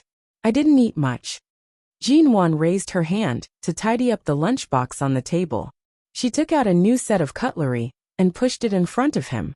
However, the man chuckled softly. Without even glancing at the food on the table, he pressed her against the side of the table and slowly kissed down her neck. Jinwan's body was filled with the fragrance of shower gel. Her body was wrapped in a towel and bathrobe. It was so tight that he wished he could tear it apart. It was tempting to crush her into his stomach. Jinwan's entire body softened from his kiss. She almost drowned in his embrace. When Emo Jingshan's kiss landed on her lips, Jinwan was shocked to find that Emo Jingshan's kiss was becoming deeper and more seductive. He kissed the corner of her mouth, then her burning cheeks, and then bit her earlobe. His breath fell on her earlobe. "I've been working overtime these days, and haven't had enough sleep. How are you going to make it up to me?" Jinwan leaned against his shoulder, feeling the heat of his body. As the sensitive spot by her ear was stimulated again and again, she softened in his arms. "What do you want?" She leaned on his shoulder, tilted her head slightly, and gazed at him with her watery eyes. "If you're really tired, how about I give you a massage before going to bed?" She thought it was a good idea, so she raised her hand and waved it in front of his eyes. "Do you want a massage?" The room was very quiet. The moonlight outside the window and the neon lights of the city were blocked by the curtains. Emo Jingshan held her raised hand, bringing it to his lips to kiss it. "You're helping me bathe?" He raised his eyebrows and chuckled. Jinwan nodded without hesitation. "All right. Wash your entire body," he emphasized. "All right." Jinwan nodded again. The expression on her face could not be any more natural. It was rare for her to be so cooperative.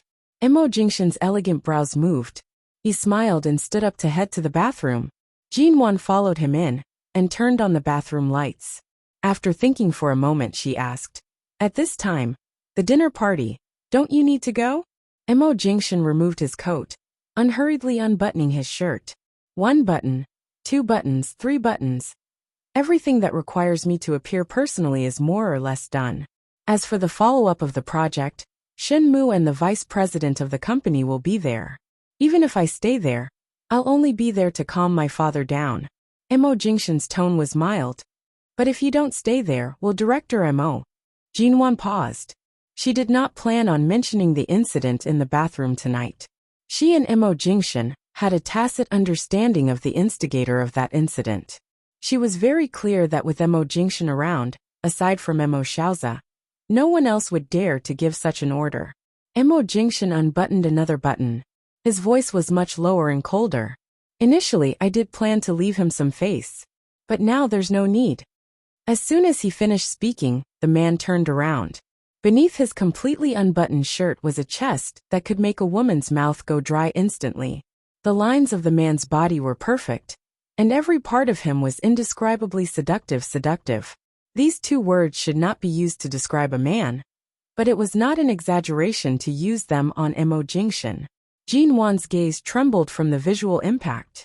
She recalled what she had promised earlier, and took the initiative to help him remove his shirt. 2 minutes later, Emo Jingshan's light lips curved slightly. He watched the little woman whose hand had paused on his belt. "Continue." Jinwan. When Emo Jingshan said to take a bath, he would really take a bath. Jinwan thought that she would be eaten up and wiped clean by him in the bathtub. In the end, when she began to scrub the great Siomo's body from top to bottom, he remained as still as a mountain.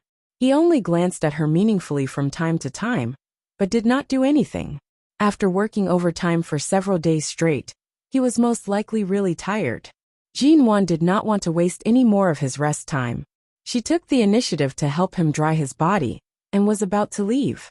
However, Emo Jingshan suddenly held onto her waist and pulled her into his embrace. Following that, Jinwan heard his voice that had been suppressed for a long time. "You still want to leave?" Jinwan's arm pressed against his already dried chest. She glanced back. "If I don't leave, what else can I do? It's already so late. Furthermore, you seem very tired." Without waiting for her to finish speaking, the man pressed her heavily into his embrace. His kiss landed on her neck, and he gently bit down on the skin on the back of her neck. It was no wonder the ancients would always reveal the neck when beheading someone. The back of a human's neck was naturally weak and sensitive. Jinwan felt as though he had bitten down on her nerve center. The sensitive signal immediately exploded in her consciousness and traveled down her body. Half of her body was already numb. Mo Jingshan tightened his grip. Originally, seeing that your body wasn't feeling too well today, and that you suffered in the bathroom, I was considering letting you off. However, you even brought out the ability to jump out of the window. That's fine. According to what you're saying, your man only worked overtime for a few days, yet his strength to make love is affected? That's not what I meant. What I meant was, her sophistry had yet to leave her mouth when she was carried up by him. Mo Jingshan directly pressed her against the bathroom wall. Jin Wan was squeezed between the wall and him. Both her legs were forced to wrap around his waist. She had helped him shower earlier, and the towel and bathrobe on her body were mostly wet. He reached out to undo the cumbersome things on her body. Since they were all wet and heavy, there was no need to wear them anymore.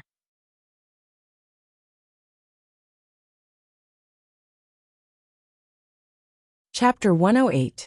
However, no matter how she tried to hide, or how she begged for mercy, Mo Jingshan did not plan on letting her off easily tonight. His body pressed tightly against hers. Remembering that Jin Wan was wearing the gown Sheng Yihan had prepared for her today, he narrowed his eyes and abruptly flipped her around. Jin Wan's back was facing him. Feeling his kiss land on the sensitive part of her neck again, she couldn't help but twist her body. The man behind her let out a muffled groan and began to deliberately bite the back of her neck. Sometimes it was light, sometimes it was heavy, but it was as if he wanted to kill her. Furthermore, at the moment when Jin Wan was about to cry, he did not hesitate to barge in from behind. Jin Wan directly cried out. As she trembled uncontrollably, he leaned down by her ear. You and the Sheng family's man don't ever see each other again, eh? See, no, he's also a doctor. Ah. Jin Wan was so agitated that she could not complete her sentence. What? When Mo Jingshan heard her first word, his actions became harsher. Jin Wan was bullied to the point where she could not think. She rushed to say, don't see, never again. I never planned on having anything to do with him. Mo Jingshan no longer planned on letting her off. No matter how she tried to explain or act coquettishly, he did not let up. The curtains in the room were half opened. Light shone in from the back. The man's upper body was bare, and his figure was smooth. This was the scene that Jin Wan saw when she opened her eyes. After a night of entanglement, she was tired and weak. She did not want to move at all. Even though the sun was already high in the sky, she did not bring her phone with her. Mo Jingshan's phone could no longer be used. It was rare for them to have such a quiet and undisturbed space. She did not want to ruin it. But last night, she felt that because of her jealousy and her minding, other than dissatisfaction, he seemed especially pleased with himself. At first she did not notice it. Later on, when she was forcefully pressed onto the bed and her head was about to hit the headboard, she finally heard a hint of delight in his words. In the past she always wanted a divorce. Later on she suddenly changed. Step by step, they became successful. However, she remained calm and did not do anything extreme. Last night, he was extremely pleased, right? Because she was really jealous. Jin Wan used her eyes to describe the handsome face of the man beside her when he was asleep. When he was asleep, Mo Jingshan's handsome, quiet, and aloof demeanor gave off a sense of approachability, especially the coldness between his brows that could freeze one's heart and make one tremble at any time. Right now, it was completely gone. Like some kind of expensive and aloof feline, there was actually a little bit of softness in its sleep, making people want to get close to it. Jin Wan gently turned over in his arms and looked at him from the front. Seeing that his eyes were still closed, she blinked and raised her hand to trace the man's elegant and deep profile. Mo Jingshan's handsome face was against the light coming in from the window. In the darkness of the light, it appeared warm and dark. Jin Wan's fingers carefully and gently caressed his handsome brows, then his closed eyes, and finally his high nose bridge. Her fingers gradually landed on his lips. On the man's pale lips, there was a small bite mark from last night. It was very small, and could only be seen from such a close distance. This could not be blamed on her. Who asked him to be so fierce last night? Even if she cried and begged for mercy, it would not work. She was so angry that she could only bite him. Not only did she bite him, but Jin Wan's gaze also shifted to his back. Last night, she had even scratched his back harshly several times. Have you seen enough? All of a sudden, the man's low and mild voice rang by her fingers. Jinwan jumped in fright and abruptly retracted her fingers. Mo Jingshan only spoke hoarsely. Without opening his eyes, he reached out and pulled the similarly naked Jinwan into his embrace. His arms tightened around her waist. What time is it now? He hugged her. His voice was slightly sleepy and hoarse. It was indolent and overly sexy. Jinwan glanced out the window. I don't know. From the color of the sky, it should be past 6. His palm pressed against her back, gently patting it. You only ate so little last night. Are you hungry? Jinwan wanted to say that she had expended so much energy last night. Right now, she was indeed awakened by hunger. However, being hugged by him like this, she would rather starve than get up. No, I'm still sleepy. She buried her head in his embrace, speaking softly and coquettishly. The man's light chuckle came from above her head. It was very light. His hand caressed the back of her head. Then continue sleeping. This time, Jinwan did not sleep well. Perhaps it was because Mo Jingshan did not continue sleeping. She was the only one on the bed. Less than an hour later she woke up again. The moment she sat up, she saw Mo Jingshan dressed in a dark brown bathrobe. He stood in front of the floor-to-ceiling bay window, slender and silent. She was about to lift the blankets and get off the bed when she recalled that her clothes from yesterday were all wet in the bathroom. They had also been pulled onto the floor by him. Right now, they were most likely all bunched up and could not be worn again. Her gaze shifted and saw Mo Jingshan's clothes on the sofa not far from the bed.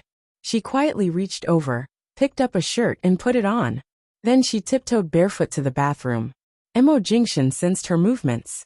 He turned around and saw that the little woman was wearing his shirt. Her entire leg was exposed. It was as white and smooth as porcelain. From time to time, he would be able to see the scenery under the shirt with a single step. Jinwan did not notice that he had already discovered that she was awake. She softly entered the bathroom and quietly closed the door. She picked up the clothes on the floor and placed them on the glass countertop by the side. She then reached out to wash her face. The effects of last night's alcohol had completely dissipated. Jinwan thought about what happened at the banquet last night as she picked up the facial cleanser provided by the hotel and rubbed it in her hands. The bathroom door was made of a translucent frosted material. A black shadow approached from the door. Jinwan's movements faltered. She raised her head to see that the door had opened. Mo Jingshan's dark eyes were slightly lowered as he looked at her.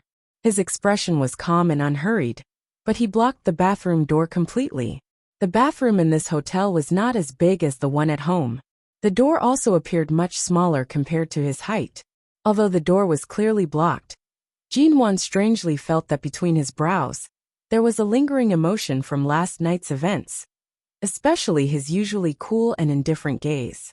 At this moment, it was as though there was a fire that was about to burn the shirt on her body. Jinwan paused and subconsciously tightened her legs. You want to use the bathroom? I'll go out after washing my face. As she spoke, she raised the foam in her hands. It'll be done in a moment. Mo Jingshan watched her, slowly and hoarsely making an N sound. He took 2 steps in. Dash.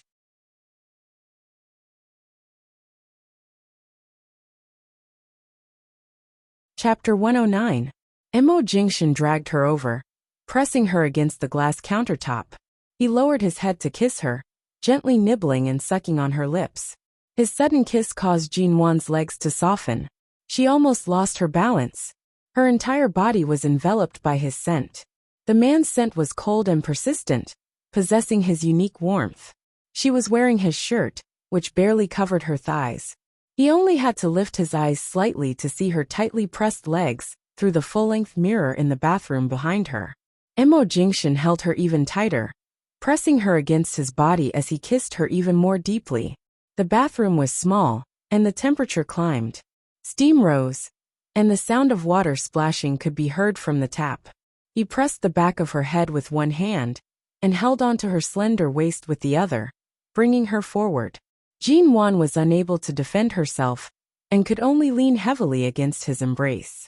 Jean Wan's hands were still wet with the foam from the facial cleanser. She did not dare to push him away. Her body did not have any support, and the sound of water was by her ears, causing her mind to be in chaos. She suddenly wanted to reach over to turn off the tap. However, the moment she moved, Jingxian mercilessly bit down on the tip of her tongue. Jean Wan instinctively struggled slightly. She was kissed and dodged to the side, softly crying out. He chuckled mischievously, speaking softly by her ears. "Why are you hiding? Dressed like this, what do you want to do?" And Jean Wan softly panted as she dodged. "Last night when I helped you shower, my clothes were all wet. If I don't wear yours, don't tell me I can." Jingxian smiled. His eyes were dark and deep, extremely alluring. "There's no one else here, and the air conditioner is warm enough. You can choose not to wear it." Jean Wan directly glared at him. "I'm not an exhibitionist. Besides, I just wanted to wash my face. I didn't want to do anything." He purposely moved his hand under her shirt. Jean Wan's entire body trembled from the invasion of his fingers. She only heard the man's teasing voice by her ears. "You didn't want to do anything? Then what's going on here?" Jean Wan's entire body suddenly stiffened. Her face was flushed red. She lowered her head and buried it in his neck.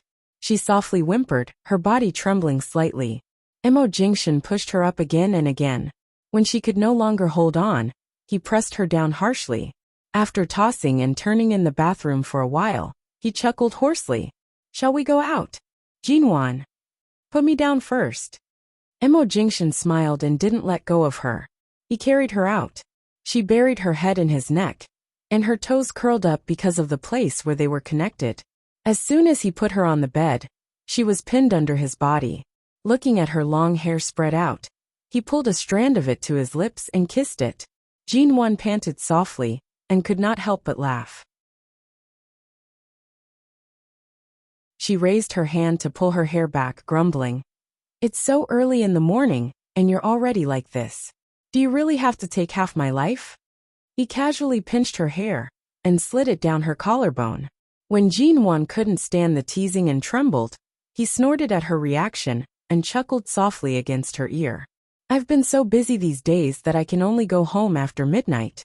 My woman sleeps by my side, and I can only hug her but can't eat her. Can't you let me get back some interest?" "You can wake me up," he smiled. "I can't bear to." "Then you can bear to do it now. I woke up hungry in the morning. You're still squeezing me like this." Jingxian made an in sound. "Very tired. Then I'll slow down." "Jean Wan, slow down?" He was clearly using a different method to slowly and patiently torment her. Jean Wan was tormented by his suddenly slowing movements. Her entire body felt numb, and she suddenly raised her body cooperatively. Jingxian raised his brows, abruptly retreating along with her movements. The more she took the initiative to approach, the more he retreated. After going back and forth several times, Jean Wan was angered by him. She reached out to push him hard. "Bastard! You're doing this on purpose." Seeing that her charming expression was mixed with anger, Jingxian's lips curved. Abruptly, he sent himself in deeply and heavily. Jean Wan had wanted to push him away, but in the blink of an eye, this action caused her to moan. She could no longer say a word as she glared at him. After a long while, she finally managed to catch her breath. She weakly and hoarsely complained, "I've really been tricked by your appearance. You're really a beast." Jingxian chuckled softly. "You're dressed like this in front of me. If I'm not moved, then I'm worse than a beast." Jean Wan. She was actually speechless. 2 hours later, Jean Wan was finally able to climb up from the bed to eat. Jingxian was still considerate enough to push the dining cart the hotel staff had brought into her bedside, saving her from the pain of getting off the bed. After all, right now her legs were really weak. "In the future, no matter what happens, remember to ask me first. Don't let your imagination run wild and be unhappy, remember?" Jingxian handed the cutlery to her. His gaze was stern as though the ruffian from this morning was not him at all. Jean Wan bit on the fragrant and delicious enoki mushroom, raising her eyes to say, "Yesterday, I didn't understand the situation clearly. It's my fault, but you should at least remind me. Otherwise, if it was any other woman, they would not be able to accept it." Mo Jingshan raised his brows. You still have the energy to discuss right and wrong with me? Jinwan, I don't. He snorted but did not tease her further. He allowed her to eat in peace. Only when Jinwan was full did Mo Jingshan's unhurried and calm voice ring out. Do you remember what you promised me last night? And what did I promise? Jinwan could not remember what she had promised. She raised her eyes in surprise. Mo Jingshan's gaze darkened. His gaze was cold. You promised not to see Xingyihan again. Are you selectively amnesiac? She was quiet for a moment before directly asking. Do you know a lot about me? For example, before we got married. Or even a few years earlier. Mo Jingshan did not answer. His gaze toward her was unfathomable and unfathomable. After a moment, he raised his hand to pinch her cheek. You have to keep your promises, and? I can do that, but you haven't answered me. Do you really know a lot about my past? But in my impression, before we got married, I didn't have much interaction with the Mo family or you. Previously, when Ji Minggran mentioned Xingyihan, you automatically ignored it. Later on, you didn't even mention it. But from last night until now, you clearly don't know anything about my past. Mo Jingshan's hand paused on her lips. His warm fingers caressed her lips as he unhurriedly said, That's not important. You just have to remember, your Mrs. Mo Jinwan's heart shrank from the warmth on her lips. What kind of answer is that? You're tuning in to the Li Mei's Wuxia Whispers YouTube channel. We're so grateful for your support. And don't forget to subscribe to join us on this incredible journey through captivating stories. Your generosity through donations truly makes a world of difference, as it's the primary source of revenue that allows me to expand and enhance this channel for you. Thank you from the bottom of my heart for being a part of this adventure.